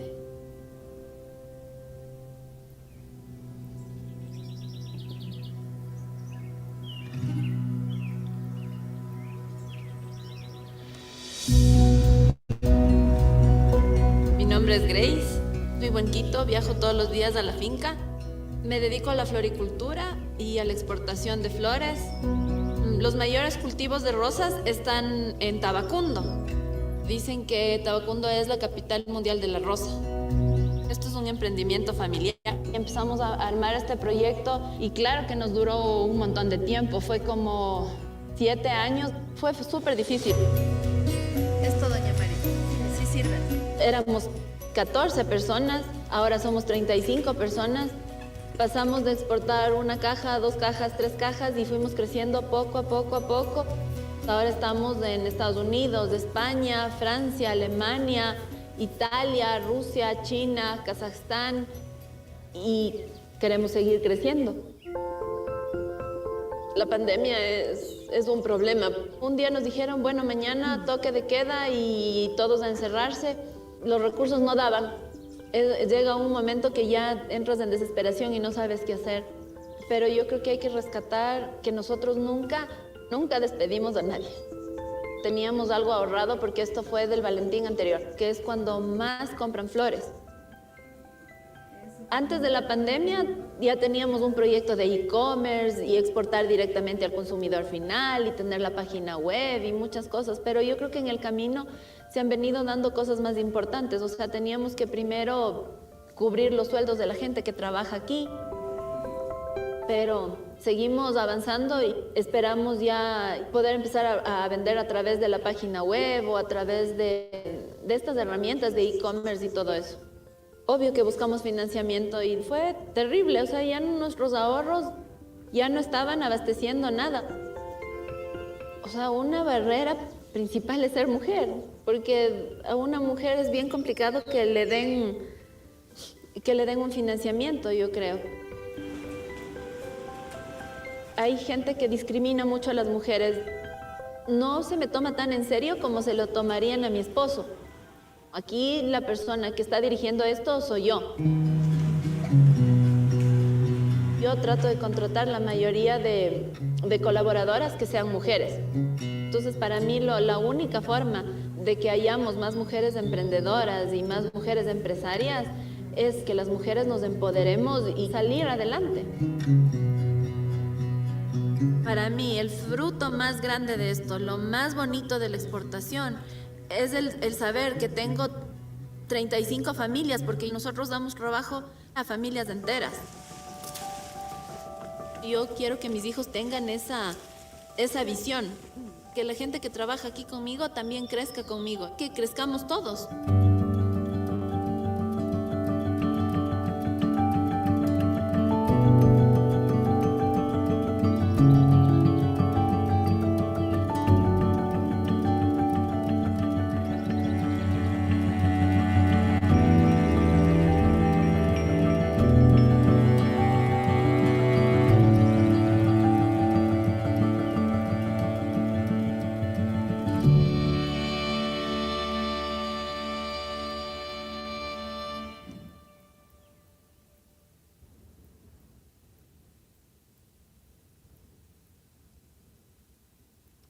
Good afternoon, and welcome to the launch of the Digitalization for International Trade Challenge of the Women Growing Together in the Americas program.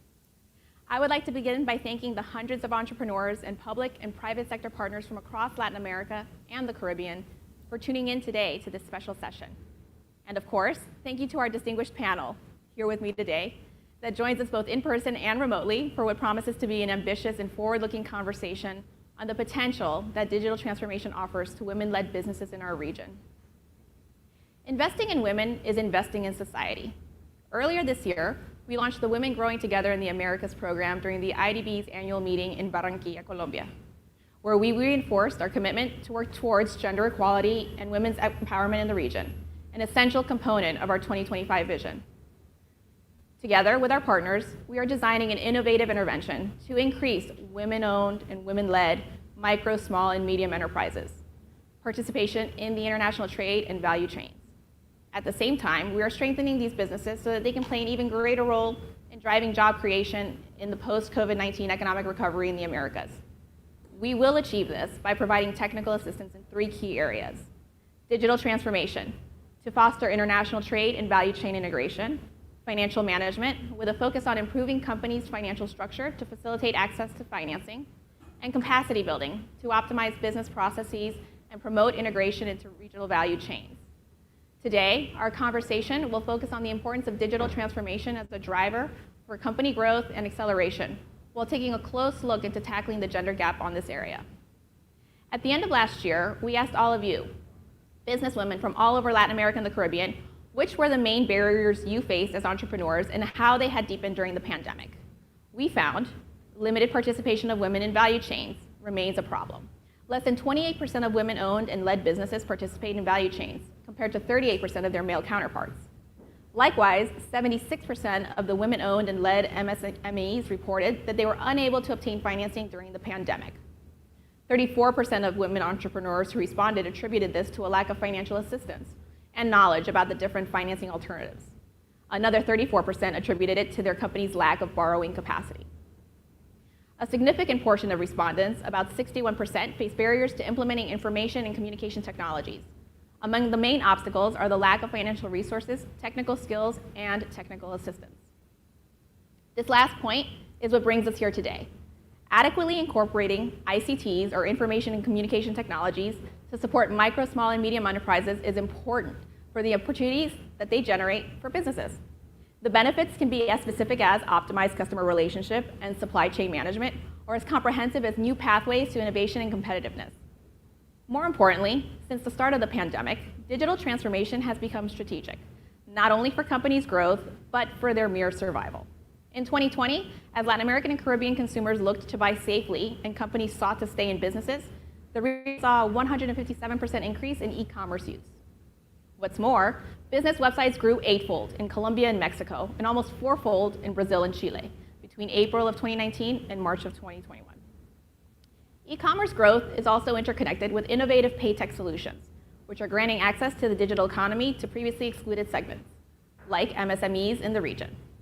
Contactless payments are faster and more convenient for both parties and can be integrated with inventory solutions to make stocking, cash flow management, billing, and reporting more efficient. MSMEs, despite having a prominent role in the region's economy, represent only 1% of e-commerce's transactions, proof of the untapped potential that they represent. Beyond transforming the way in which companies are selling, emerging technologies open multiple affordable and cost-effective opportunities to enhance almost every business process. The use of analytics to improve customer experience is no longer a privilege of large corporations. New customer relationship management, known as CRM, are solutions that are available for MSMEs who understand the value of data. Tracking website analytics and social media campaigns is also the new way to inform marketing and product development decisions in real time. And this is also no longer a luxury. It is within the reach of all businesses of all sizes. The response to the pandemic has made organizations across the globe question the need for in-person work, and MSMEs in our region are absolutely no exception. By leveraging cloud collaboration, video conferencing, and project management tools, more businesses are implementing hybrid work schemes that are saving costs, widening the pool of talent selection, and improving employee work-life balance. We are convinced of the potential of digital transformation, not as an end, but as a means to overcome trade barriers and achieve internationalization. To make opportunities brought by ICT accessible to more women-owned and women-led MSMEs, we are pleased to announce that the IDB is launching today the Digitalization International Trade Challenge, which is the very first challenge under the Women Growing Together in the Americas program. This challenge will be executed in phases, following a funnel-type approach in which participants will have access to workshops, mentorships with business leaders, digital transformation assessments, and technical assistance. Additionally, participants will be able to connect with new clients, suppliers, and partners, and explore new markets through our very own connectamericas.com, the largest business network in the Americas. We invite all the women in the audience who own or lead an established company in one of the 26 IDB borrowing member countries and are interested in leading their company's digital transformation to apply starting today at women.connectamericas.com. Gender equality and women empowerment can only be attained by working together. To make this challenge a reality, we joined efforts with various private sector partners. We are honored to have 3 of them accompanying us today through their distinguished representatives to expand on the opportunities that technology adoption brings for women-led and women-owned businesses in the region and how they can use it to participate in international trade and global value chains. Visa, a global company dedicated to make digital payments a reality for consumers, businesses, banks, and governments through technology and innovation, will bring to the program tools and knowledge in financial education. Welcome, Sylvia. Our next partner is NEC, a company dedicated to creating new technology to enhance safety, security, fairness, and efficiency to help businesses and governments to reach their full potential. NEC brings an invaluable experience obtained by successfully advising companies around the world in their digital transformation. Welcome, Ariane, who is joining us remotely. And MasterCard is the 3rd partner joining us today, a company committed to promoting an inclusive digital economy by providing solutions to make transactions safer, simpler, and more accessible. They will bring their experience working with businesswomen in Latin America and the Caribbean and will put their expertise in designing methodological approaches for the development of companies' human talent at the service of the program's participants. Welcome to Darren.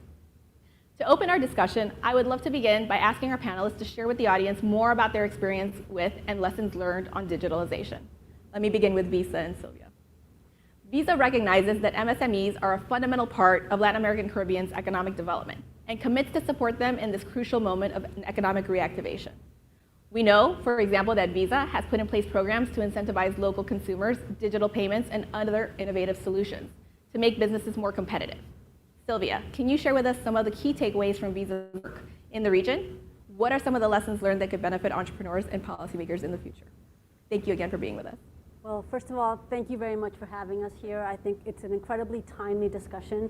And as we were saying before we started, it's actually my first time in person. So I'm very excited after the pandemic to actually be here in person and join this conversation. As you said, at Visa, we are committed to small and medium-sized enterprises. We have made a pledge to digitally enable 50 million SMEs worldwide. We're already well over the 15 million right now, and we're going to continue. And one of the reasons that we're doing this is because we saw the great challenges that SMEs played or had to deal with during the pandemic, and how difficult it was for them to actually be able to deal with all the restrictions that the pandemic brought. But there is good news here. I think one of the most important things that we've learned is that when we want to, we can. And I think that the small and medium-sized owners are really, they are my heroes. What they did during the pandemic of having to digitize in questions of weeks or months, what probably would have taken in any other scenario years, was really something that is a lesson for all of us. And that is something that we see and that we need all of us to work together to make sure that not only it continues and that we bring more SMEs into digitization, but that we make sure that those that have entered the world of e-commerce, those that are selling on the internet and that are accepting digital payments, that they continue to grow, that they continue to use the, let's say, their first dip into the digital economy into something much more. I like to say that the first time somebody uses a digital payment, it's like opening a window to so many opportunities that technology brings to us. And so, sorry, so it's not just about, in our case, financial inclusion. Digital inclusion is the way into so many other types of inclusion. And there I'd like to congratulate the Inter-American Development Bank and all of your partners, MasterCard, NEC, and all the others, because we need to work together to make this happen. For digitization or digital transformation doesn't just happen. We actually have to be purposeful about it. And I think it's our role as a private sector to come together with organizations like yours, like the IDB, to make sure that we can reach many more companies, that many more SMEs are able to reap the benefits that we've seen in these enterprises during the pandemic, where they were able to survive much more if they were able to digitize. They are now using the data that they have to better manage their everything from the way that they pay their suppliers to the way that they decide on sourcing. So it's not just one thing. The fact is that digitization brings so much more to help companies survive better and grow and internationalize. So again, despite the fact that the pandemic did bring incredible challenges, I think it also leaves us with the knowledge that we can support small and medium-sized enterprises now to have more jobs, to have them grow faster, and to actually be able to bring more well-being into each one of their homes. Because in the end, we have to remember that each one of these enterprises has families behind them. And we're always, at Visa, we're always talking about the fact that economies that include everyone everywhere uplift everyone everywhere. So every time we touch an SME, a small and medium enterprise, we're touching so many families and really having a huge effect, not just on that particular enterprise, but on the way that a small and medium-sized owner teaches his son or daughter how to use the phone and how to be able to access content or how to be able to learn another language.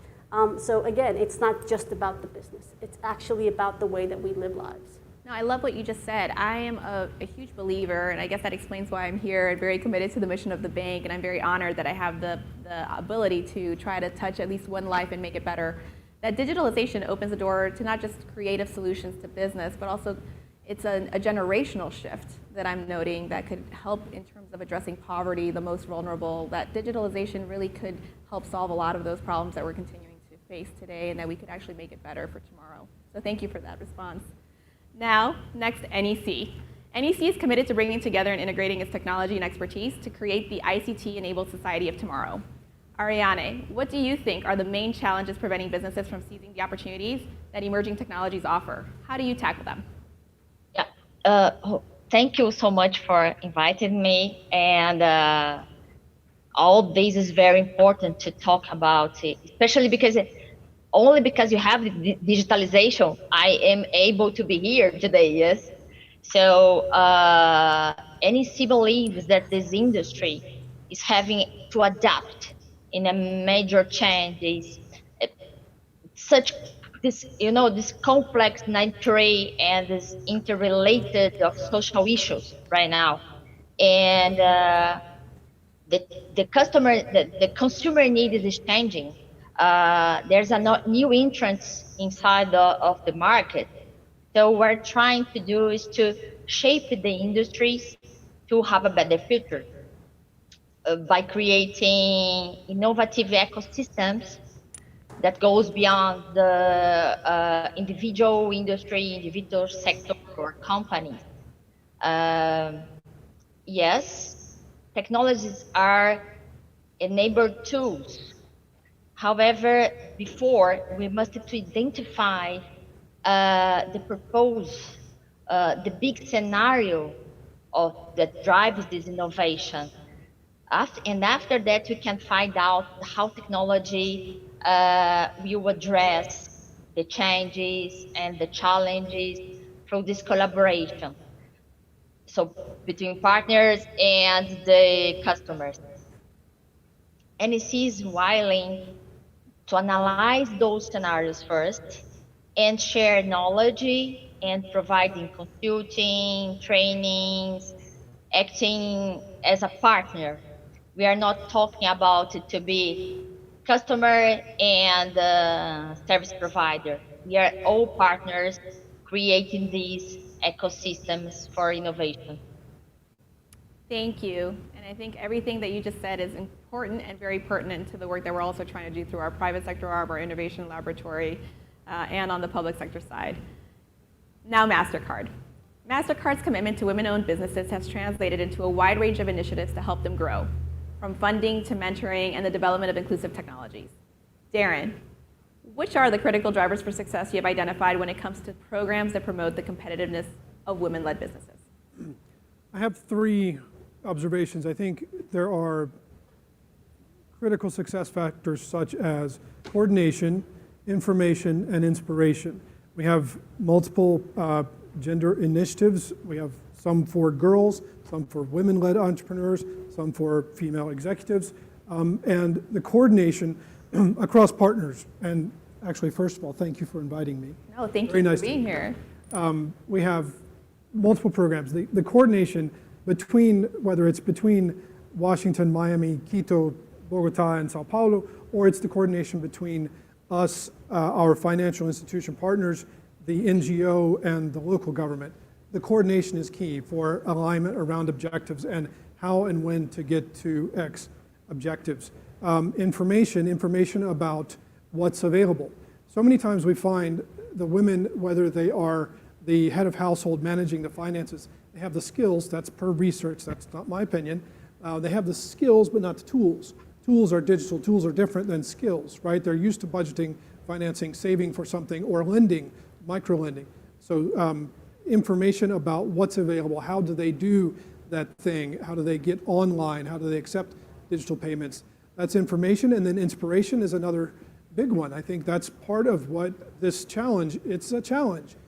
Move, do something, take advantage of this turbulent time to really pull the trigger, go out, go do that, whether it's as a single person entrepreneur, a single person company, or building something that's larger, kind of like what we're talking about here. The inspiration piece, because there is the gender confidence gap of either raising my hand as a woman for a job. I've got one on my team, she knows who she is. I had to talk her into it. I had to talk her out of her great job to come to MasterCard.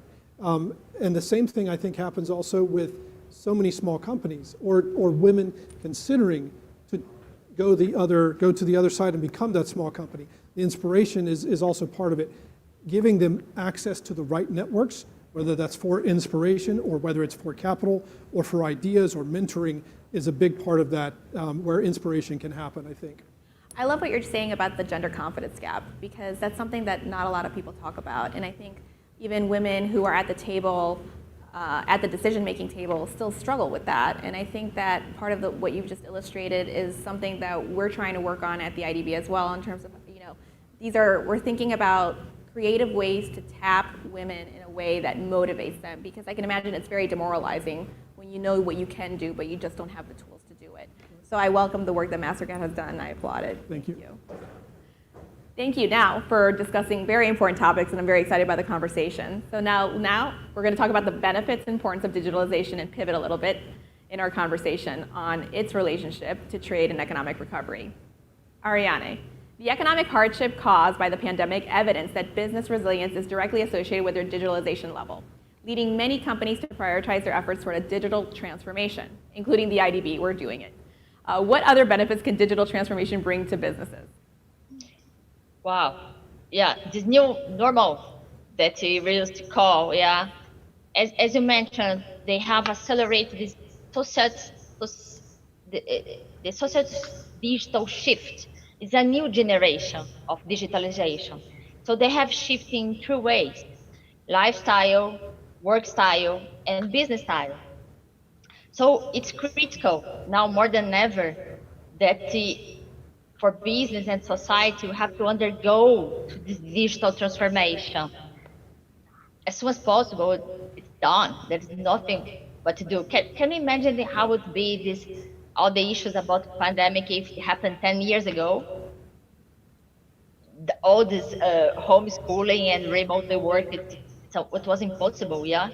So remote today means that we have to work remotely better than it was face-to-face 1 year and a half ago, and more efficiently. All those touchless things that you have in tourism or in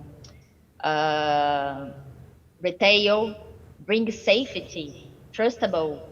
We know that we can use this, and you're gonna to we speed up the timing, and it's okay. We have all the data will be safety, avoiding this kind of risk that you used to have some concern a few years ago.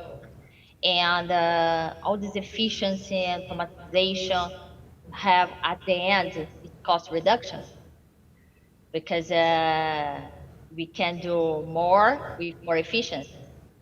And in NEC, we have to put efforts to develop solutions and technology that reflects this, and those achieves that I mentioned, these benefits: cost reduction, trustability in data, and efficiency. Which is great. And I think a lot of what you've just raised in terms of cost reductions, those are issues that we're confronting at the bank as well in terms of decisions, and then how I'm looking at it as an opportunity to invest in issues and in projects on cybersecurity now that perhaps we didn't previously think about prioritizing or budgeting, or if we wanted to prioritize it, we didn't have the budget. And I think that a lot of companies will be facing a lot of those decisions as well. And as cyber becomes even more and more prominent because everyone is digitized and everyone's relying on digital connectivity, I think that's another issue and debate we could also have at another time on the importance of making sure that awareness and education happens along with digital transformation, so everyone knows how to protect their businesses, their data, and ultimately themselves. So thank you for the response. Now, Darren, MasterCard, is working with MSMEs to support them in their online operations. What have you identified are the immediate needs of these companies and the elements that make the digitalization of these processes possible? Right. How can we make sure we can incorporate these into the challenge? Sure, thank you. So a little less than a year ago, we made a large announcement, global announcement focused on SMEs. And in LAC, that took the form of primarily a kind of a consortium that we created called Aliados Digitales, where we pulled together 25 to 30 different IT companies primarily to offer some services, some free services, to help bring SMEs online, whether for marketing, hosting, cybersecurity from our risk recon, for example, all of it to try and pull them online, make them more resilient, enable digital payments, enable digital presence. And the kind of the three areas that those are focused on are, it's around get capital, get paid, and get digital, right? As three big buckets of things that most SMEs are really focused on, right? They have to have capital, they have to have a credit history to get capital, they have to accept payments, digital payments skyrocketed, everyone knows, and then having that presence online to be able to also interact, take orders, or connect into a supply chain. Those three buckets are, we continue to support that, the SME community with Aliados Digitales today, and those are really three of the biggest areas where we're trying to drive that kind of impact, especially, for example, with the local SME association in a specific country or multiple countries that can bring together many of them, and again, connect to inspiration, connect to information, and that kind of environment and initiative. Yeah, which is fantastic. And I love, again, the creativity and the willingness that you're expressing and engaging in women and engaging businesses. I think it's fantastic.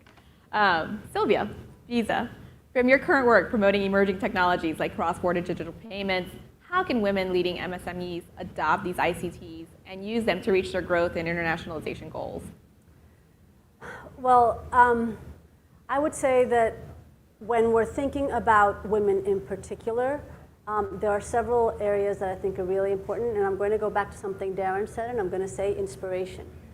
And here I want to suggest that if you are a woman that has been in a small and medium-sized enterprise and you've digitized and you're now, you have the benefits of digital payments, of being able to sell across borders, of being able to really get your product out there, reach out to another woman.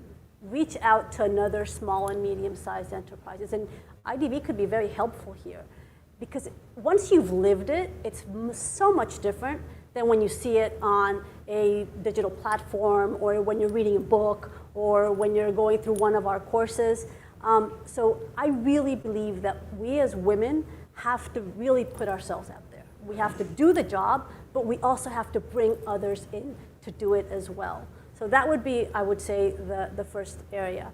And the other thing is, when you see a small and medium enterprise that has started to receive digital payments, that has started to find clients outside their borders, and that has normally started to sell much more than they did before they received digital payments, that is success. So make it known, not just because you did good and you're selling better and you're surviving the pandemic, because that does inspire others to do it, men and women. I mean, it happens in both areas. But when you see that you can, when the person that was in your video at the beginning, those kinds of stories are so important. So it's not just about going out there and saying, look, I did it and you can too, but let's tell the stories, because there's so many success stories out there, and that really is a multiplying effect. Agreed, 100%. I think that the theme for this conversation will be inspiration and motivation, because I do think the networking is a huge component of a lot of this. And we at the IDB and our amazing team who put this event together, and that's why we've got Connect Americas, that's why now we have this challenge and this program, in part is because one of the biggest questions I had coming into this institution is, if we're doing all of this work, how do we get everybody together? How do we get them? I know in the same room is nearly impossible, which is why today is such an honor. But how can we get people together to share lessons learned? And then the other question that I think is really interesting based on what you said is success. What is the barometer for success? Because I think a lot of SME owners still think success means meeting certain sales targets or metrics, but it could be something as simple as being able to digitize systems and receive cross-border payments, which I think is a story in and of itself. We need to redefine success for all of these entrepreneurs. So thank you for your comments. Now, continuing, let's talk about the actions in the future and what we're going to do next. MasterCard. What are we going to do, Darren? Efforts to promote payment digitalization and transformation must be coordinated between governments and private stakeholders. From your experience working with governments in the region, how can we capitalize on this joint effort to achieve these very ambitious goals? We were speaking earlier, I think a couple of the things that we've seen in the last 15, 18 months are governments can move faster. We know that now. We also know that so much is going online, not necessarily completely online, but maybe as a hybrid. And there's so much left to happen as the recovery continues. We have, for example, a program right now running in Colombia called StartPath Empodera, which is, StartPath is a program we've run for years about fintech, nurturing, mentoring, and collaboration. And the one now is it's about women entrepreneurs and about fintechs, financial services or services businesses, right, as the focus.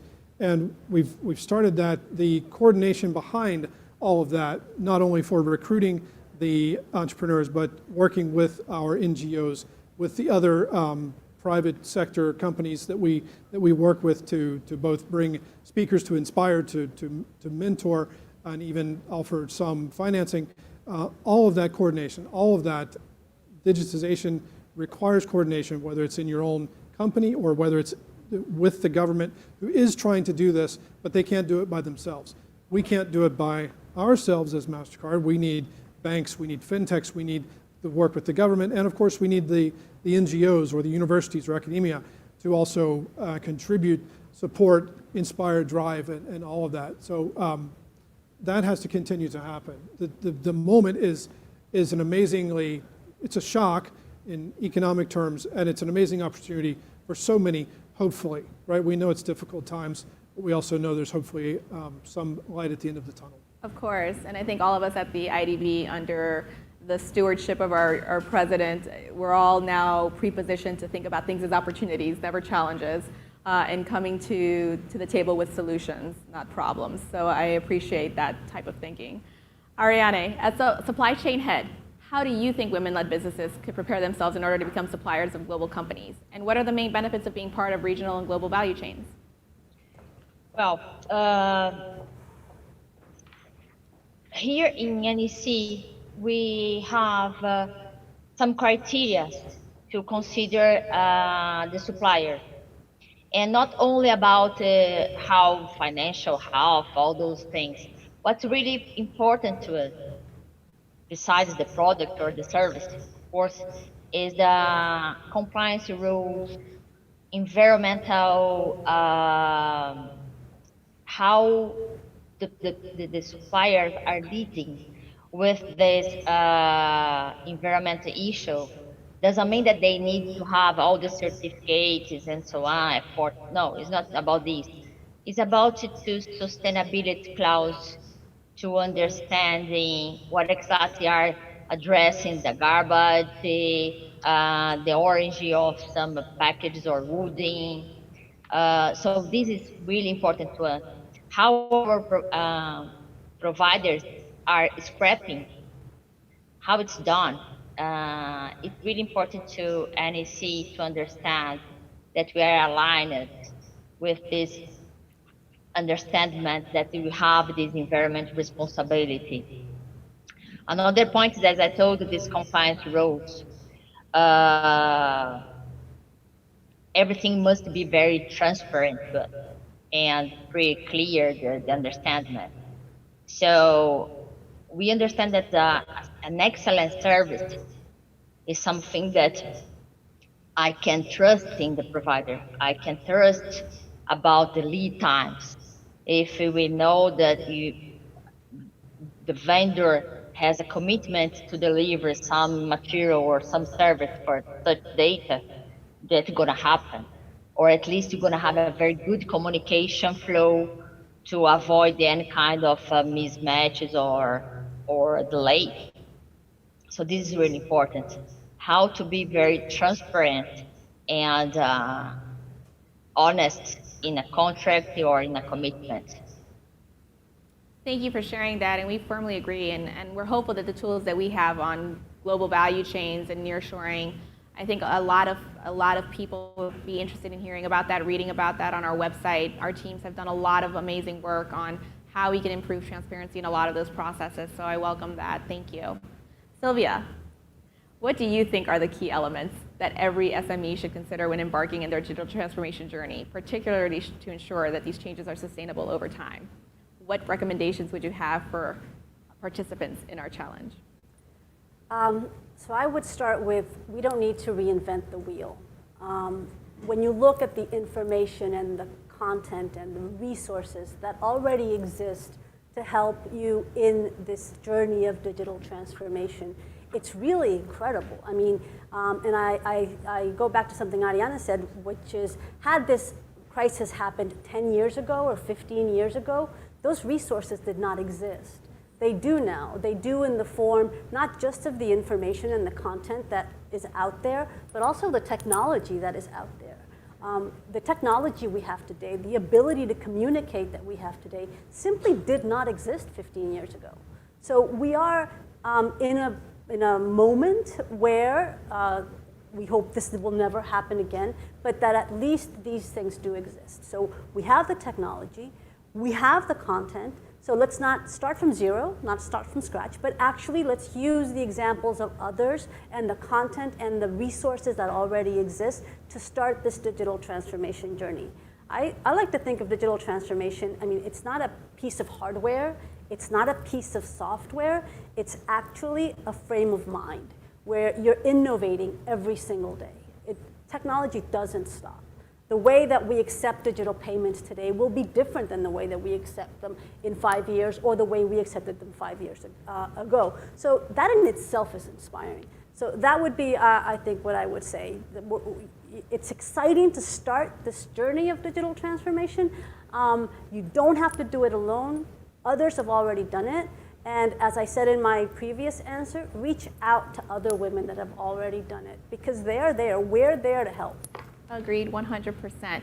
And I think that you're absolutely right. Digital transformation really begins with a mindset and a shift in looking at the way of doing business and the way of networking and the way of doing your day-to-day. And that's something, like I said, we at the bank are also grappling with, just like everyone else here on this panel and out there in the virtual world listening to us. So I hope that we're all on this journey together and we'll get to our final destination, which is a much more inclusive, a much more vibrant and dynamic digitized world.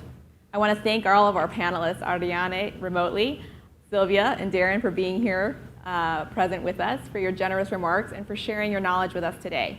And of course, thank you to MasterCard, NEC, and Visa for being great partners of the IDB, and we look forward to strengthening that partnership and joining forces to put more valuable human, social, and financial capital at the service of women-owned and led businesses in Latin America and the Caribbean, always with the eye on the ultimate goal, which is prosperity for the region and for everybody who lives in it.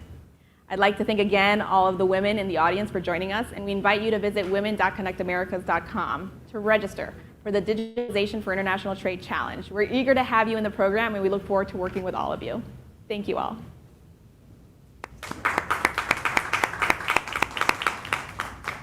Thank you very much. And with that, we have arrived at the end of the first day of the forum. Remember that the second day of Miami-LAC forum will begin tomorrow at 9 a.m., so we will wait you here. And of course, online you can follow us in Miami-LAC.com or through our Inter-American Development Bank's channels on YouTube, LinkedIn, and also on Facebook. Thank you very much, and see you tomorrow at 9 a.m.